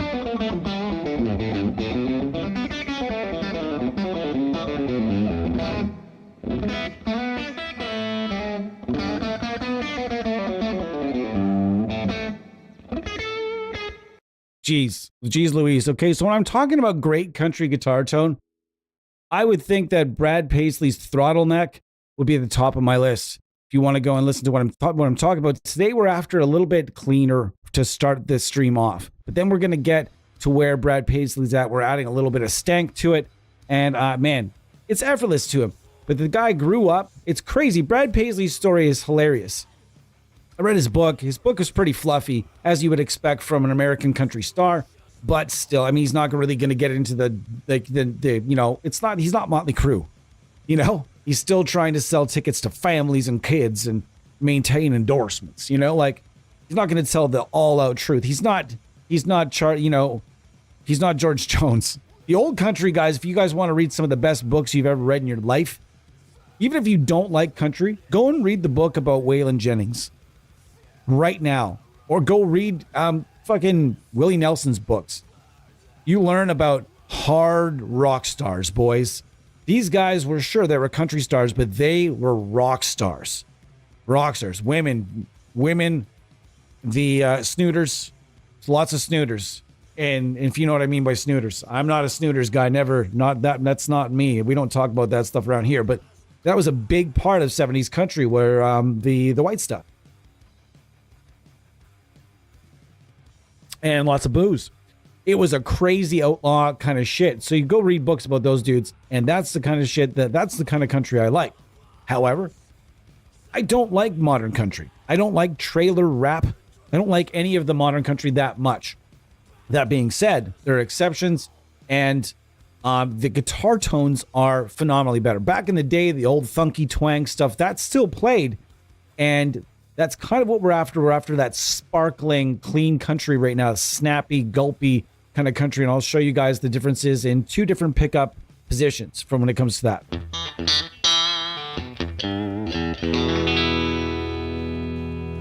It sounds pretty good. I like this delay. We're gonna see if I can make it louder.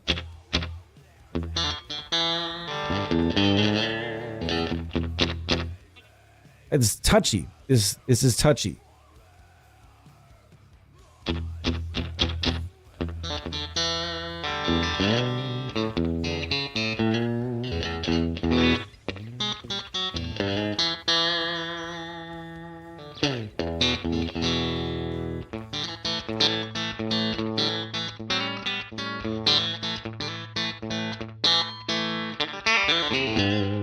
Then you go to the middle position. We're going to try to saw off a little bit of the top end on here. I'm also going to try to squish this a little bit more.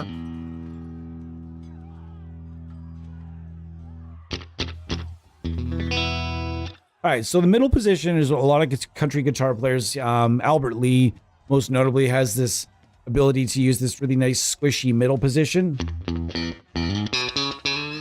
But he has a middle pickup that I can actually get his tone a little bit better with my other Telecaster. But when it comes to that middle position, you'll be able to tell the difference. And I call this, I don't know why I call it the barrel tone. It sounds, something about it, it reminds me of a barrel. I don't know. It's more of a gulpy, it's like you'll know it best from like Hot for Teacher uses that middle position.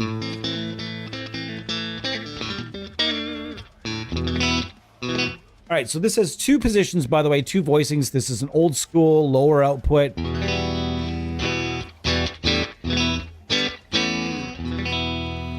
And then it has this louder, you have to adjust, which is kind of annoying. It has this louder kind of vibe to it. And it's more full, got more low end. And so far, this is my all-time heavyweight champion of Fishman pickups. I have tried 10 sets of Fishmans. 10 sets of Fishmans. And this is by far, and like when I mean by far, I mean like the difference between, let's not even go there. It's just a massive difference between, it's just massive. It couldn't be, again, it could not be more massive. This is the heavyweight champion. And if you have a Telecaster at home, it's a traditional Telecaster and it's kind of blah. It's bleh. And you don't want to go through too much as far as replacing all the wiring. Get this set, drop it right the fuck in. Super easy install. Not gonna lie, super easy install.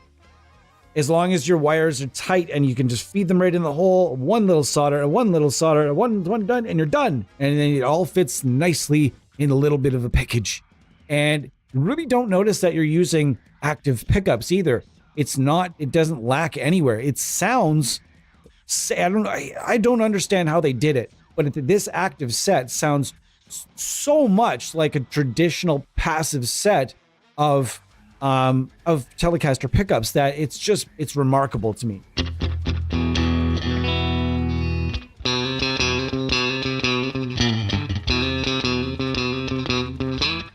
I'm just learning this riff.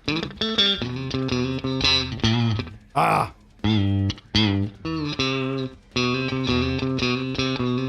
This is the hard part. Ah. Ah. It's tough.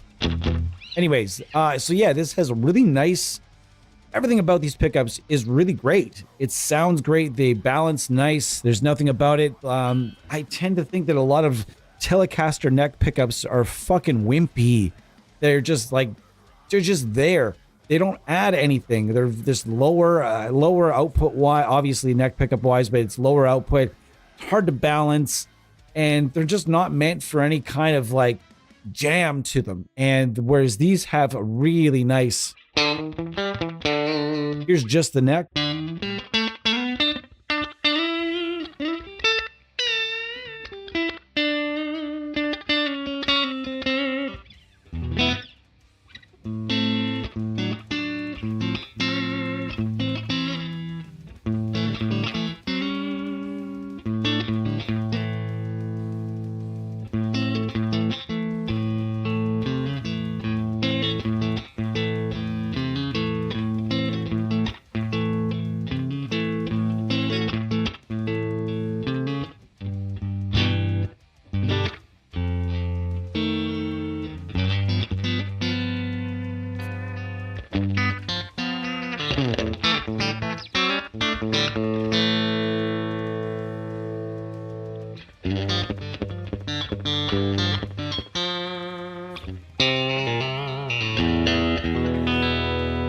Man, that's nice.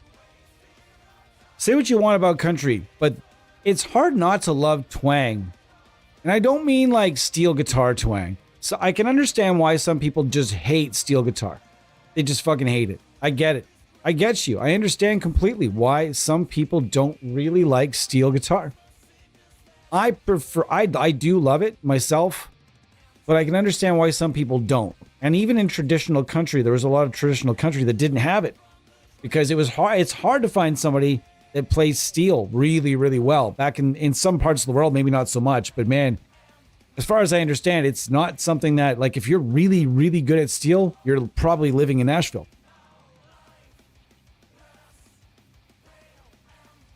And you're probably making a lot of fucking money without having to tour. You know, you just walk into the studio. That instrument is insane. Insane. And I don't mean lap steel. I mean pedal steel. Pedal steel is insane. It's fucking madness. I don't even know what's going on with that instrument. I don't understand it. The more I've watched it several times, they don't get how it's... I don't understand. When I see somebody playing piano, even though I can't play piano, I understand what they're doing and how they're making it do as it does. But when it comes... And it's even banjo. I play a banjo this much. I understand how banjo players do as they do. I can't do it, but I understand it. Pedal steel, I don't understand it. A man sits down at a fucking thing. There's a thing in front of him. He's got a fucking slide. Something's happening. There's lots of strings. He's playing. Something's happening with his feet. I have no idea. That instrument baffles me. And as far as people that can play it well, cheers to you. All right. So that is kind of what we're after. When it comes to, you're going to use compressor out front is definitely a must. You're going to use usually an extra squishy kind of compressor. And if you don't know what I mean by squishy, I mean it's going to be a tight compressor and it's going to sound a bit squashed. Not too squishy. Not too squishy, but you're a bit squishy. And as far as tone, as country tone goes, we're going to do another one of these streams, and I'm going to use a bunch of different products from a bunch of different developers. That's probably going to be coming up in the next couple of weeks. It's going to be a multiple products from multiple developers. Definitely going to be stuff from Mixwave. There's going to be stuff from all kinds, as well as a potential free option that may or may not be released by that point. So lots of things going to be happening. Has anyone tried a bow, like an e-bow? I really want an e-bow. Do you think e-bow would send me an e-bow? I don't know who makes e-bow. Do you think they would send me an e-bow? I don't really do hardware. People often send me plugins, but it's not often where I ask someone to send me like something that's like physical, you know? Maybe e-bow would send me an e-bow. I don't know that they're as much in favor, but man, I'd do a whole fucking session with the e-bow. Like one person would be able to sit through that whole session though. Those things are cool. If you've never tried an EBO and you actually still have a physical guitar store in your community and they have one, I would strongly advise, or at least going to watch some videos on the EBO. Here's another thing though. That shit looks easy in the videos, and it's not easy to play an EBO. I had one for a little while until my fucking bass player stepped on it and never reimbursed me for it. It was really irritating scenario because it was actually quite expensive. But what I'm saying is watch some videos, but just remember what they're doing might look easy, but we're using an EBO in like in a technical way, and like a couple of these really cool videos, man, it's not an easy thing to do. As far as like an actual bow, actual bow, in what way is that a bow? Wait, how would you? Yeah, I guess you'd have to do that. I don't know. Either way, someone. I don't know, man. I've seen it done. I just don't think I'd be down with needing a bow. I don't know. Or did you mean like a bow? I have a friend that does archery, and apparently it's quite difficult. The wife and I want to learn though. It's one thing I was like, what about having a bow and arrow around the house in the case of a home intruder? You'd need some like time to get that shit out, and like, but if you heard someone breaking into your house and you had the chance to get a bow and arrow, can you imagine being a thief and breaking into someone's house looking for like a guitar or a stereo or something, and then there's some motherfucker with a bow, a compound bow with a steel tip fucking arrow pointing it at you? Man, like, that's the pardon me, guys. That's just a funny visual to me. Right, that sounds pretty cool. Let's go back to the amp and see what this whole session is just going to be on this amp, because it's super fun. And I think it's going to give us exactly what we want for this next part too. So let's do this. Let's see what I got here. Oh, I did it again. Oops, I done it again. Fucked up, my friend. Yep. Bit loud, sorry folks.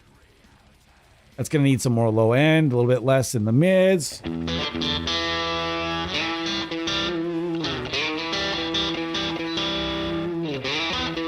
Whoa, what happened there? Why am I out of tune? I'm not. Why did that sound so horrible? Anyways, we're just chilling today. We're hanging out with the brand new amp from STL Tones and their famed Amphub. The quote-unquote, if you asked people when it first happened, quote-unquote, the suite that'll never work. It'll never work. I've fielded a few of those comments. People that I know now that now have come around and said, I really like this plugin. So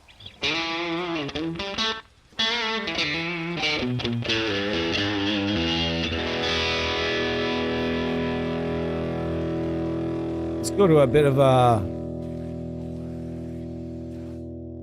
even faster.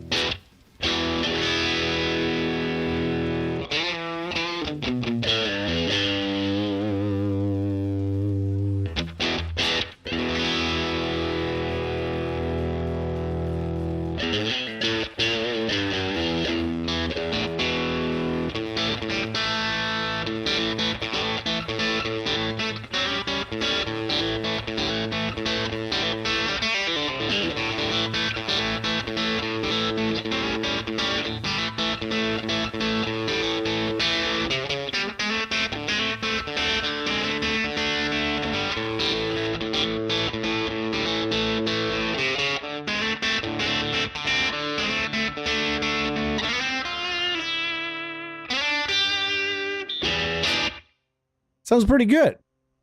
What do you guys think? Is it decent?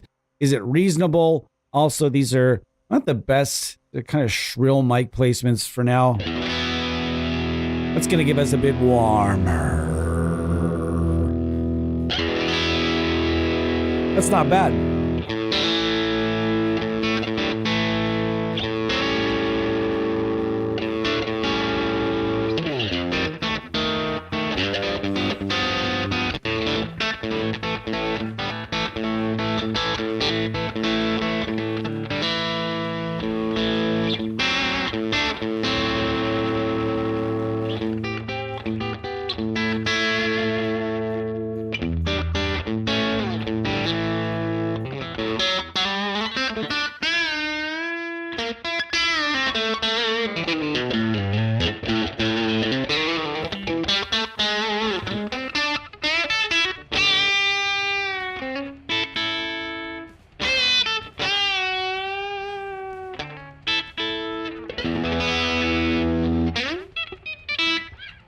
Not bad. Not too fucking bad. This amp is awesome. Super versatile. And like we said way earlier in the stream, feels like days ago at this point. What we said earlier in the stream is that this amp, the clean channel is supposedly based on I think a blackface Fender. And the channel 2 here is based on a modified, hot rodded, if you will. The old term was hot rodded, not modified. No one ever said modded. People said hot rodded. Always. You never heard, I've got a modded Marshall. People just said, I've got a hot rodded Marshall. That was a thing that people said back in the day. So this is a hot rodded Marshall Plexi, potentially, I think, was what they were after here. And man, it's all things, sounds pretty rad. This thing is awesome. And I can't, if there wasn't already a million reasons to buy this. Let's bring it to that edge of breakup instead. Bring up the level a bit more.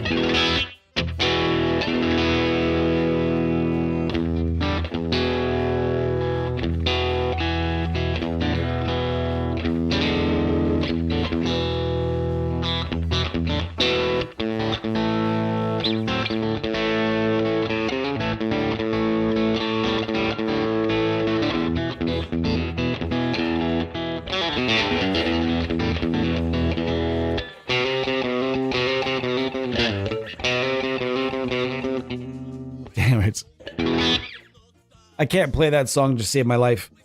But I really want to learn that Chattahoochee. And when I think about, like, I don't like Alan Jackson's music that much. I do like some, I've got all the time in the world for the Chattahoochee, though. If you don't know the song I'm talking about, again, we're going over tone examples for tone research. You want to go and look up Chattahoochee. Just type in Alan Jackson. It'll probably be the first thing that come up instead of learning how to spell Chattahoochee. How hard can it be? Chattahoochee. Some of the dumbest lyrics you'll ever hear in your lifetime. It's hotter than a hoochie coochie. What the fuck is a hoochie coochie, brother? But still, listen to the tone. Also, Brad Paisley, Throttle Neck. You want to hear guitar heroics? Go listen to Throttle Neck by Brad Paisley. It's something you want to look into. That song is astonishing. I don't even think his band, I don't think he plays it live anymore. I think that would be something where, like, if I had millions of dollars and I knew I was about to see Brad Paisley live, if I was like a billionaire or something, I'd be like, bro, how do you feel about $1 million to play Throttle Neck for me when you play live? How do you feel about $1 million? And see if you'll take it. I can't see an artist being like, well, I could divide this amongst the guys in the band and we're all going to make like over $100,000. Yeah, that sounds great. Just to play one song? Sure. Sounds great.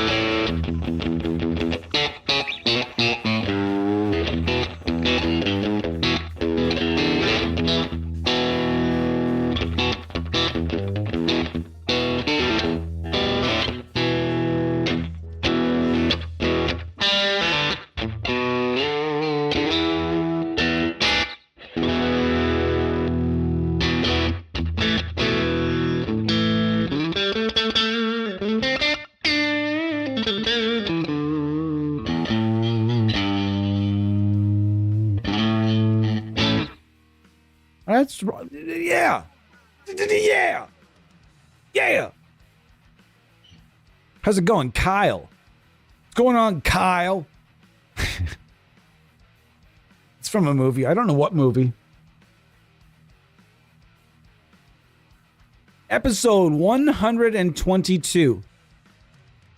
122. There's a famous movie line that involves the number 122. 122. 122 and an eighth? Great. Where the hell is 122 and an eighth? Anybody? Just for funskies, it's not for a contest. If you know that line without looking it up on Google, Googling, as the kids are saying. I don't know why I do that. You know, old people, really old people do that like weird tongue thing or like as they're talking.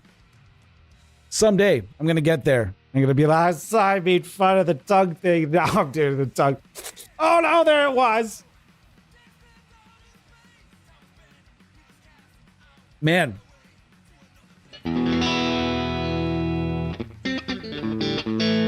Someone asked for more hop for teacher. I don't think you want that. I don't play the riff particularly well.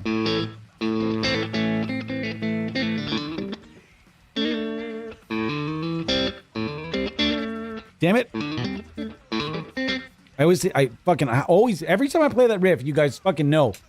Every time I play that riff, I've got to like practice it like 17 times. Fuck.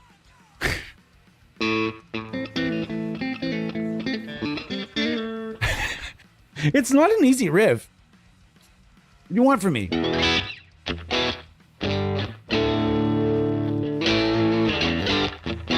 I have no idea, Rudy. I have no idea. It could be just an EQ pedal. I have no idea. I haven't really looked into it that much. I think they will tell you. There's a few pedals there, though. I mean, they're all worth $20 for sure. Just think about how much work the developer put into it and only charging $20 for that hard work. And I think that $20 is, I don't care what. Anytime I see a plugin for $20, I'm like, hey, what's that? What is it? It does what? $20. I've already got 15 plugins that do that, but yeah, I want it. As I have another pretend conversation with myself.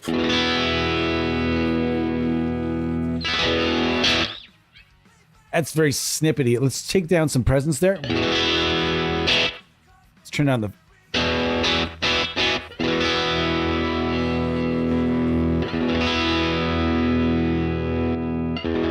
You guys can definitely hear the response difference, right? There's definitely a big difference, but again, again, I'm out of tune. No, I'm not though. Weird. I guess the intonation off on this? Not that I trust a clip tuner for that, but it's hard because especially if you've got the 2x, the 3-piece instead of the 6-piece saddles. It's tough. It really is tough to get the intonation bang on. And anybody that plays a Telecaster will tell you the same thing. That if you have these three bad boys barrel type saddles, you're going to be struggling and you're going to be right on the cusp and you're just going to be like, you're going to fuck with it, go back and forth, and then just be like, okay, that's close enough. It's fine. It's very rare that I get up in the high frets anyways, because I've got no business up there as a country guitar player. I'm hoping that to sign up for some sort of lessons with Matthias Canteri. I'd like to support him in Nashville as well somehow. By anytime you're taking lessons from a session musician that's playing in Nashville, take those lessons. Also, I guess I know two dudes now. Luke Gallagher, also a friend of the AmpSim universe. He's also doing really well out there as well. He's an Australian-born and based guitar player. He's also in Nashville. So cheers to him. And cheers to STL Tones for also being in Nashville. But now, you guys are in Nashville, so I want a suite based on a country musician. Andy Wood, please. Andy Wood? Can we have maybe Andy Wood or Brad Paisley? God. If there is a God, the plug-in gods, please. Tonality, Brad Paisley. I'm actually going to send that to I'm gonna send that and say, please make this happen. I'll be able to reach out and actually it'll get to someone, and I'll just jokingly say, please make this happen. This would make my day. And the dude's right in Nashville.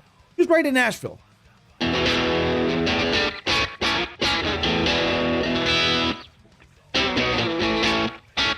The other thing I like to use Telecasters for is rockabilly. I understand that typically Telecasters, it's typically for rockabilly. It's a big, wide-bodied, gigantic monstrosity that's fucking got giant F-holes that you can fit your fist into, and it's got one of those big, god-awful Bigsby's. Not the Bigsby! Never the Bigsby! I'm not a fan of Bigsby's at all. Oh, that is one of the things when I see it on a guitar, it makes me cringe. And a friend of mine, knowing this, routinely sends me pictures of really, really nice guitars with Bigsby's on them. And as soon as I see it, does anybody, hold on, Tyler, Rudy, I can promise you that a plugin has been offered to both of those people. I'm 100% certain that a plugin has been offered to 300% certain on Eric Rattan. I know from experience, dude. With Scott, he's so buried. Like, to reach Eric Rattan, there's an email that you can just send things to that will get right to Eric Rattan.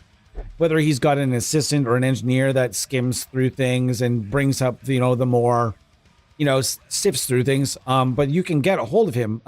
But there is a realistic chance that you're getting an email to him. Whereas Scotty, and he's insulated by so many layers of managers and agents and managers and agents and managers and agents and managers and agents, that you'd really never know if things are going to get through to him or not, because you never really get a no from those people. As in my experience, you never really get a no or a yes. They just just send that email right down the shitter. Some low-level associate reads it and says, not for him. Anyways, we're chilling today. I really want to tell the story. I felt like I've talked enough in this stream, but we've got 10 people in here. Let me hear it, folks, in the comments. Let me hear it in the chat. Let's hear it, man. Let's also listen to Ralph Sheepers in his finest. Like, listen to how good this man could sing back in the day. Oh my God. You got to listen to Primal Fear. The new song's awesome. Probably a lot of the auto-tune on it. But anyways, we're getting some country tones today. And when I'm saying modern country tones, because you actually hear some distortion right now, whereas back in the day, you were not hearing distortion. It was a clean guitar. And a lot of times in the 70s, it was thunkier as well. A little bit thunkier, less resonant, less bright, less brilliance to the tone, if you will. And there was a lot of univibe. Is there a univibe up in this bitch? Is there a univibe? It would take me some time to find it, I bet. What do we have? Verbs, delays, doublers.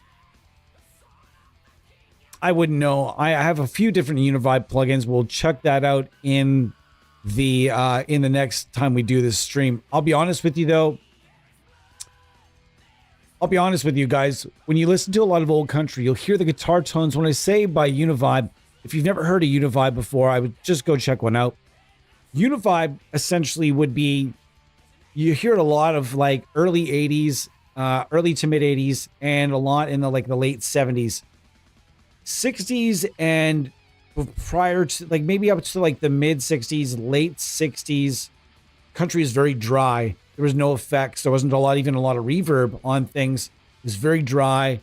There'd be maybe slapback verbs and stuff, but there was generally everything was very dry sounding. Then came the 70s when the univibe started getting used. You could hear this swirling effect to a lot of guitar in those eras. And even the guy will just be playing.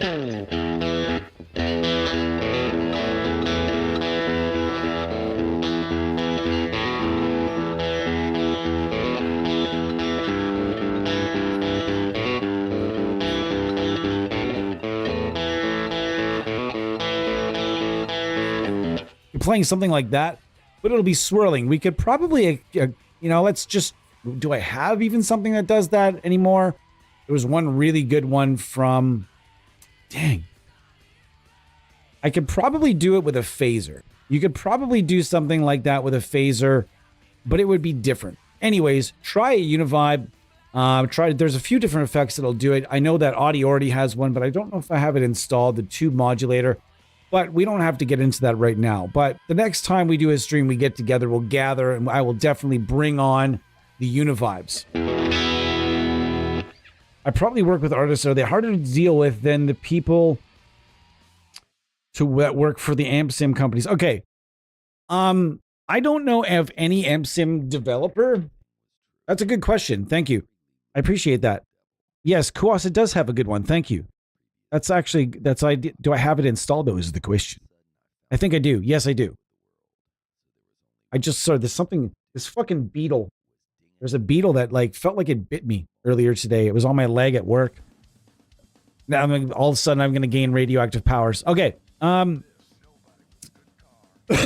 I've never, there's only one developer. Let me think if I'm thinking.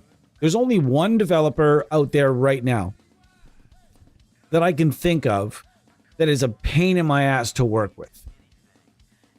That's only one. There's only in my entire career of almost 15 years in the plugin industry now, from beta testing and beyond. There's only one developer that I can say, yeah, he was a real huge pain in the ass. I'm not gonna name drop.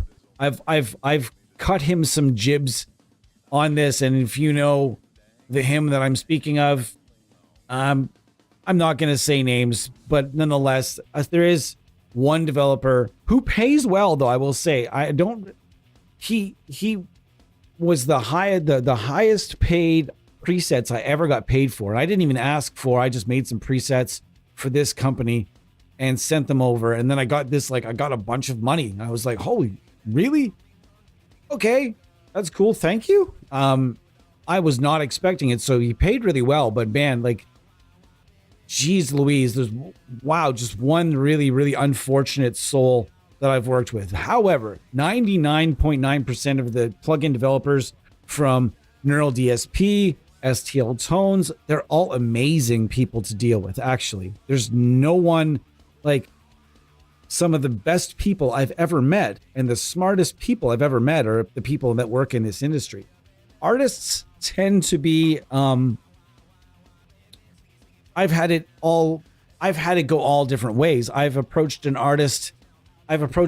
several different artists where I was like, hey, this company wanted me to reach out to you and offer you this thing. And I've had it where they were first email, all in, hell yeah, fuck yeah, just reaching out and just being all in, straight up.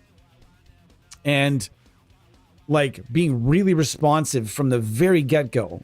And then there's also times where, and including a certain situation that I happen to be in right now, where a manager or / agent has delayed the process so egregiously to where I really question whether or not this person is getting a cut of this whole thing, because man, he has hindered this process so much to where it has been such a dragged out pain in the ass. And again, I'm not going to name which artist. The artist has been great, but this person that is the go-between is like a brick fucking wall, when this person should be snap, snap, snap, snap. My artist is my, if you have an artist and you're making a percentage, you want to be snap, snap, snap, snap, snap. Something that makes my artist money, makes me a little money if I'm on the ball. But from the get-go, this has been a real pain. So artists, I haven't yet run into an artist that was a real pain to deal with.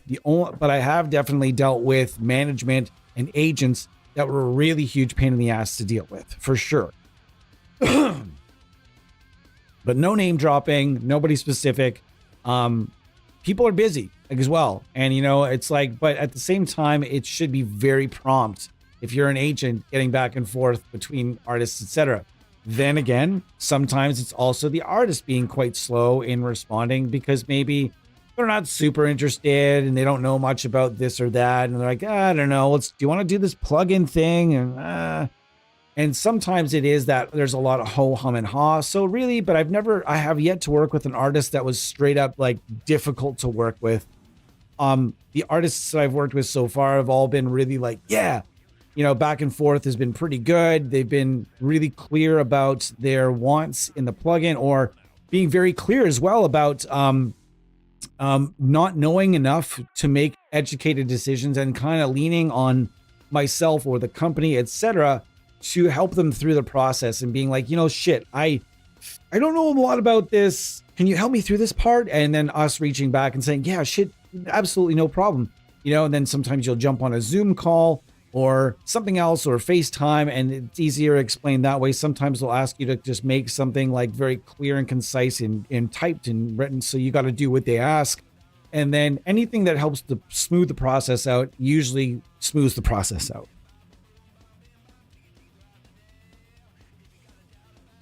Beetlejuice? Oh, yeah. No.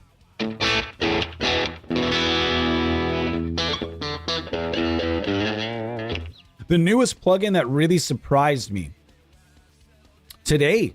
Fuck. I had no idea what to expect from this amp, because as I mentioned at the top, this is one of the very few amps that snuck by and I didn't get a chance to do my research the way I would have liked. And this one kind of snuck by me a little bit. And I was really shocked as to how good this turned out to be. As for another one that turned out, the Laboga DS.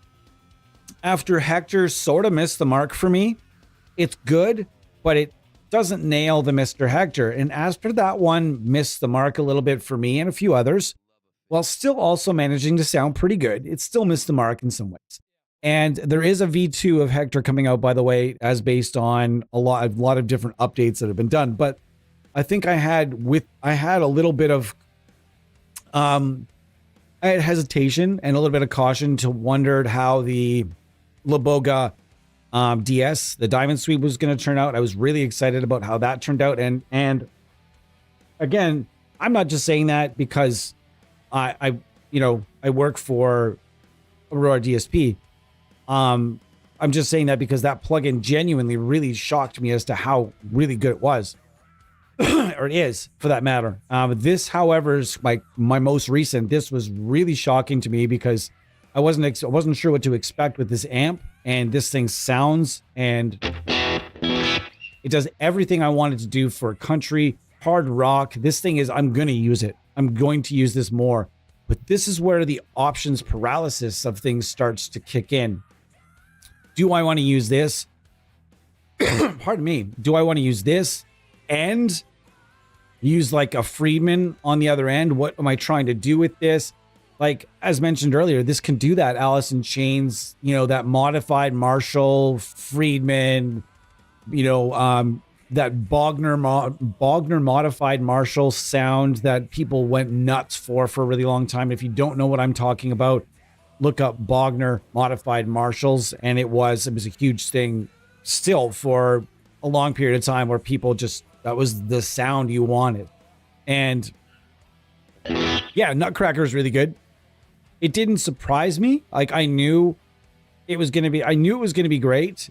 I feel like when you build something as the greatest or the heaviest thing of all time, it does wonders. But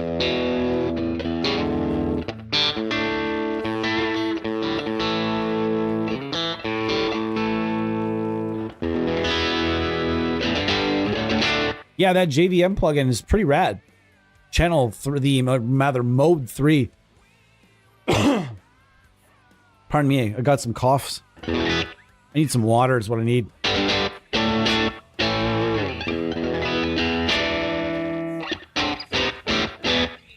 So yeah, this pickup set is a winner for me. Like, listen to how it's so fucking rad and full this sounds.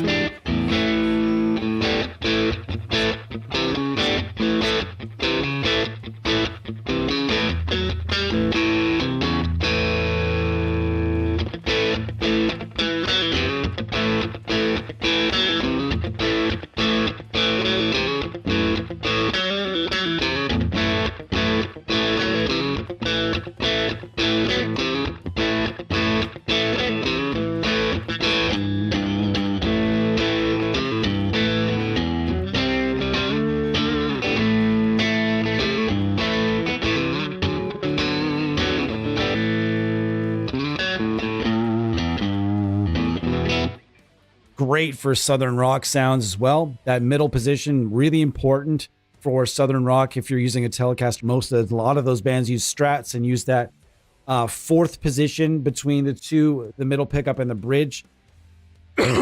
Or use that must have been those are hard. Those are weird switches. It's a weird switch for me. I always hated the 5-way switches. I like 3-way switches. And, that's it. It's pretty much the only thing I like. 3-way switches. The pickups in here are Fishman, Greg Koch, Gristlemaster pickups in this. And we went over this in great detail earlier. The coolest thing about this set is that it's active. It doesn't sound active at all. It sounds like a powered up and beefed up traditional set of passive tele pickups. That's fucking awesome. And the coolest thing about it is you don't have to route anything. It's all built right into the whole control plate comes pre-wired, and all you do is attach the pickups and the ground to the 5 little spaces that they provide for you, the solder points, and you're done. That's it. There's a rechargeable pack in there that is USB chargeable. So you do that and you charge it up and it's good to go. I can't remember how many hours. There's a lot of hours on it though. It's no problem. It's awesome like that. I love that about it. And they didn't have to we went over in great detail earlier also the sneaky ways that you actually can put a battery into a traditional routed Telecaster. And there aren't many. And there are ways to route things so you can fit one in or carve things out so you put in a battery pack in. But this to me is the most non-intrusive way I've ever seen to put active pickups inside a Telecaster. And these sound awesome. And these sound way better than the EMG. The EMG Telecaster set is actually not that bad. I like that set a lot. These sound better. And these are the is-all and ends-all best active single coils I've ever tried. And I'm not just saying that because Fishman gave me the set. They've also given me a whole bunch of sets I did not like at all. The most recent one that I tested, you guys were here. The stream no longer exists because it was quite negative. And it showed was the very all the limitations of the pickups. I was like, I don't want to leave that up there. It's not as good. I don't want to recommend something if I don't think it's awesome. And I didn't think those pickups were awesome. So back to the drawing board. I don't know why I had to sing that like fucking Ailstorm. 250 hours for realsies? Holy shit.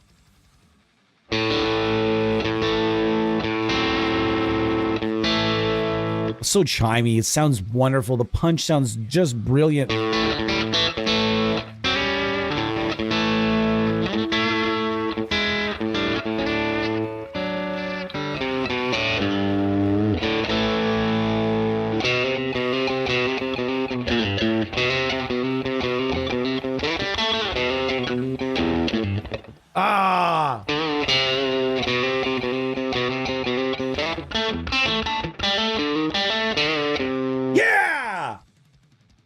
It's nice when you hit a riff that's fucking been giving you trouble. That one little fucking ending.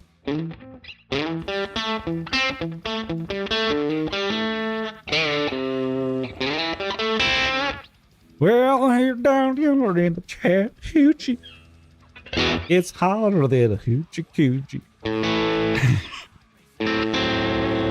Any Americans in here are gonna hate, if you don't like country and you're an American, that song is all up in your business. It's going to be everywhere still. For 35 years, that song's been everywhere for you. And you're probably just like, I'm done with the Chattahoochee, no more damn Chattahoochee.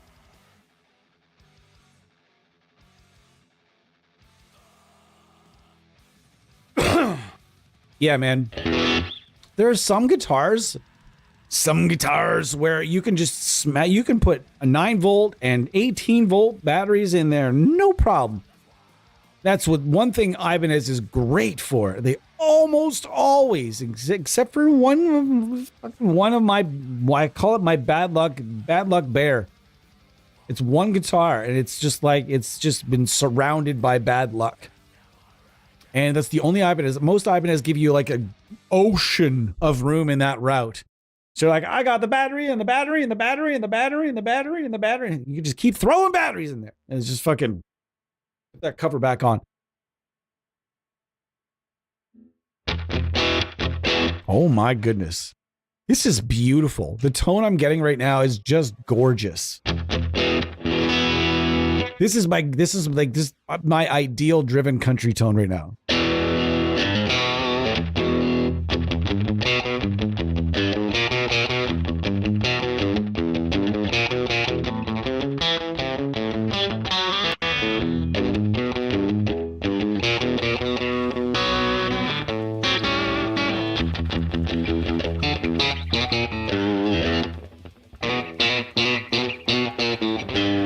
That stinks.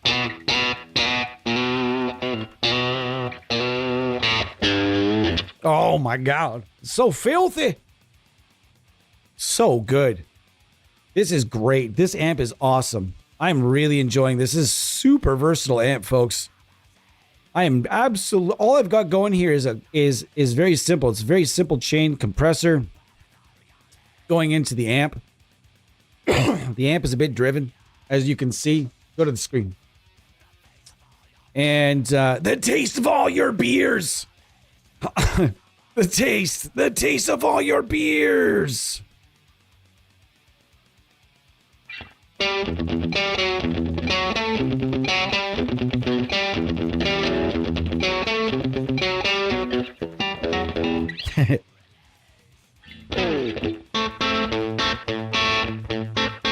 And if anybody can guess the metal song that this is derived from, you're going to win a prize. Wait, actually, we're going to go lower.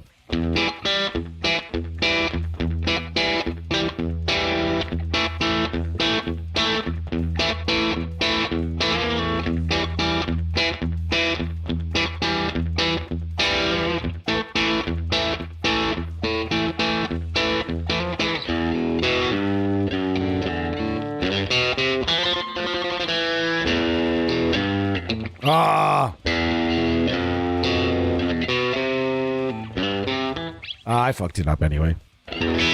Nope. Any guesses?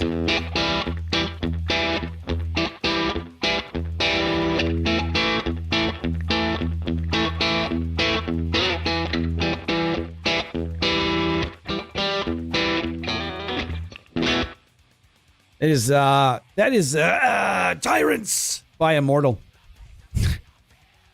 One of the greatest riffs of all fucking time. I will say it till I'm dead. Tyrants is one of the greatest riffs of all time. For black metal, blackened death, whatever you want to call Immortal. A lot of people wouldn't say they're traditional black metal. They've got like elements of death metal in there as well. But still, I love Immortal. I love Abath. It's a fucking hero. Can you guys fucking imagine? Oh my God. Can somebody please do Abath? Please?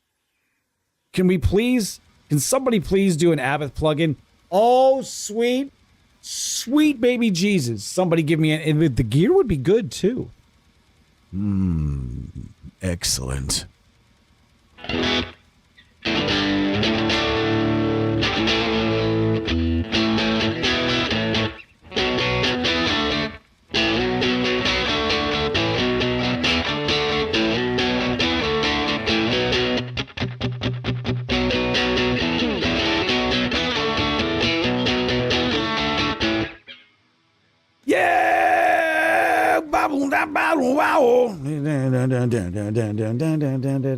Yeah, I have no idea what the words are.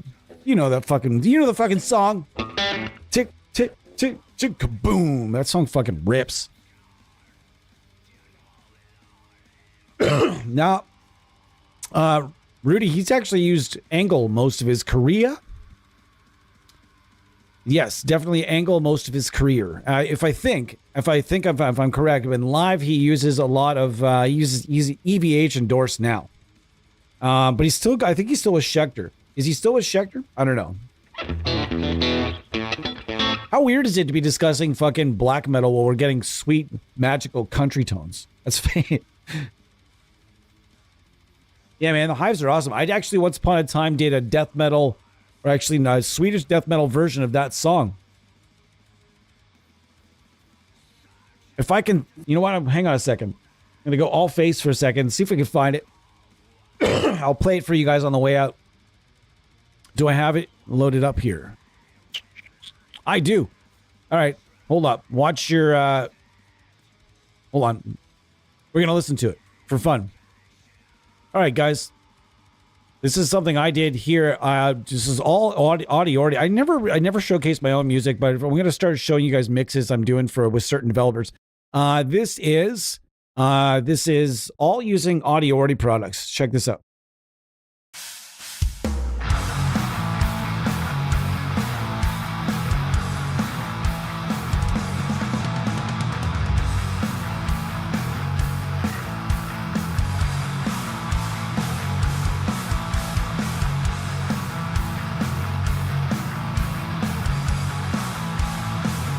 I feel weird reacting to my own music. This is a mix of Grindstein and HM2 through Valve State.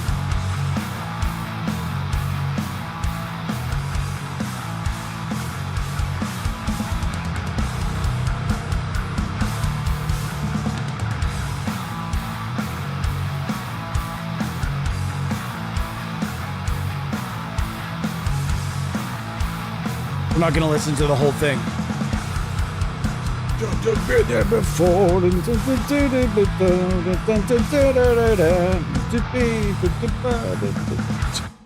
Chick, chick, chick, chick, chick.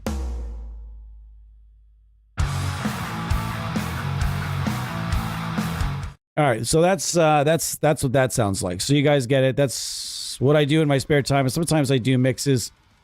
Most of the time, I don't have time to do the mixes as much as I would have liked, but that video is still I'm still going to do it, and it's going to have a fun little surprise in the video as a certain Swedish musician that happened to have something to do with the recording of that album has agreed to sing it.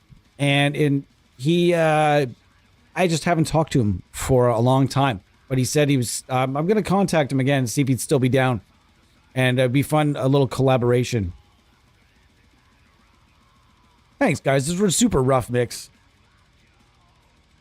The bass is actually using the Grindstein. The Grindstein from Audiority, you bypass the cab sim and you use your own 8x10. And that's what I did for that. It's a mountain of fucking distorted bass. It's an absolute mountain. So dirty and raw. And I'm pretty sure I just used the one track on there, although I do like to parallel distort and use like a fuzzy and compressed low end with like an Ampeg. And then for the top end, let no compression. I use the Grindstein, sometimes with guitar IRs, but usually the same bass IR just for continuity. And then I mix them together and EQ them accordingly. So, but that was, I think you were just hearing the Grindstein on that one, and that thing is just a monster. It sounds like a buzzsaw, a giant world-size buzzsaw, just whoa. It's ridiculous. Yeah, it is a country song, or a catchy song. It is definitely a catchy song. I would agree with you.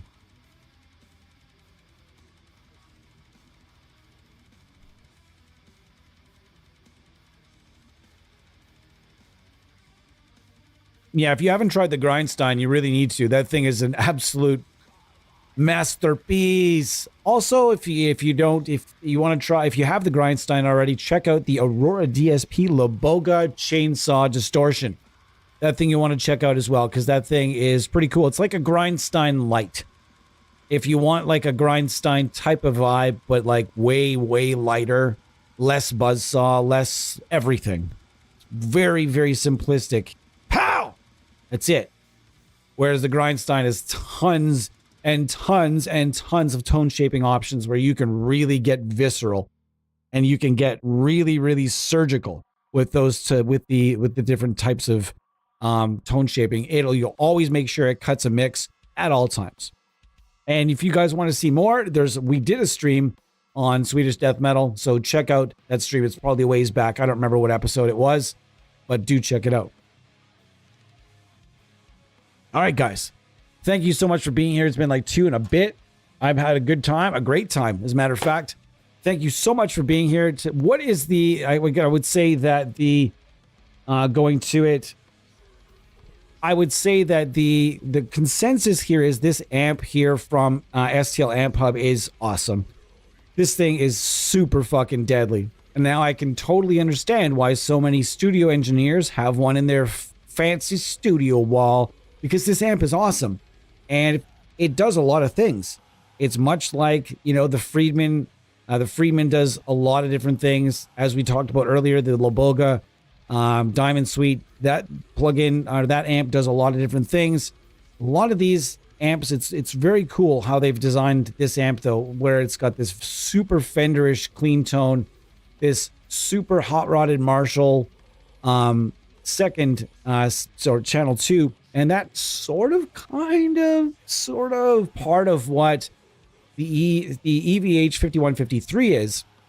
That middle tone is supposed to be kind of a, hot-rodded Marshall-y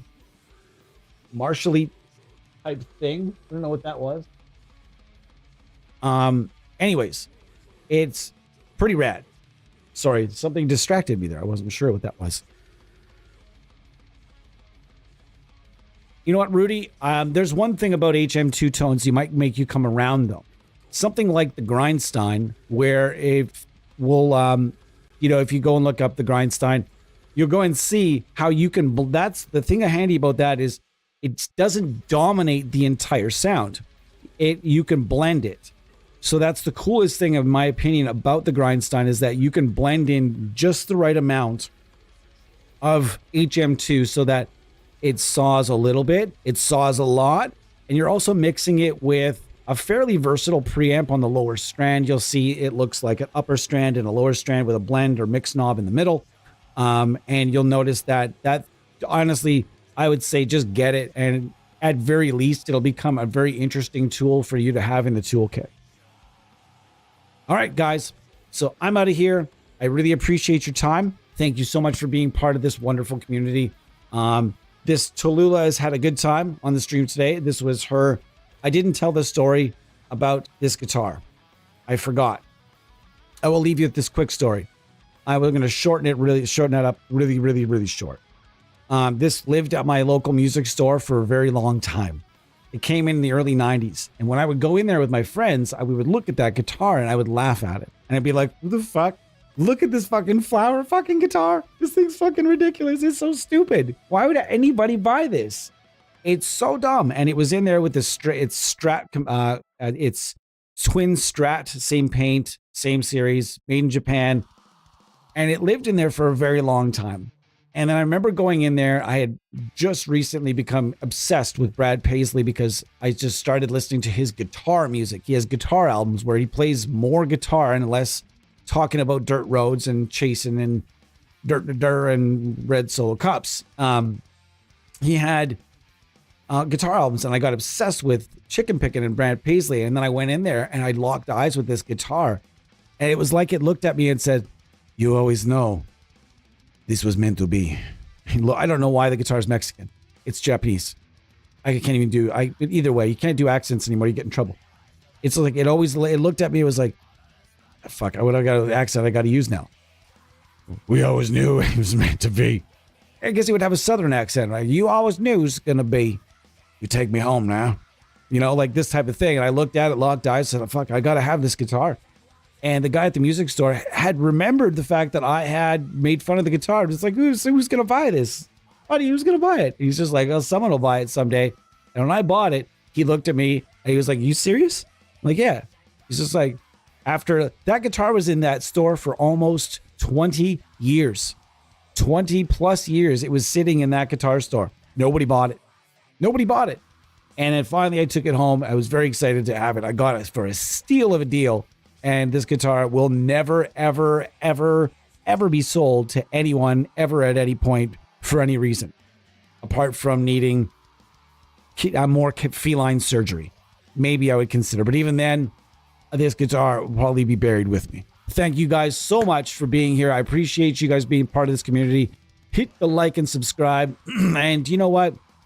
If you know someone that might enjoy our content, as always, tap that one person on the shoulder and say, hey, come chill out in the chat on a Friday night and talk shit with these people. It goes off on a lot of squirrel brain chats, but you know what? It's a good time. Thank you so much. I'll see you guys likely sometime this weekend. No idea. Mother's Day is happening. I'm in a disc golf tournament tomorrow. I have no idea, but I'm going to pop up sometime this weekend. If I catch you, I catch you. If I don't, see you guys next Friday at 4:30 p.m. Eastern Time. Cheers.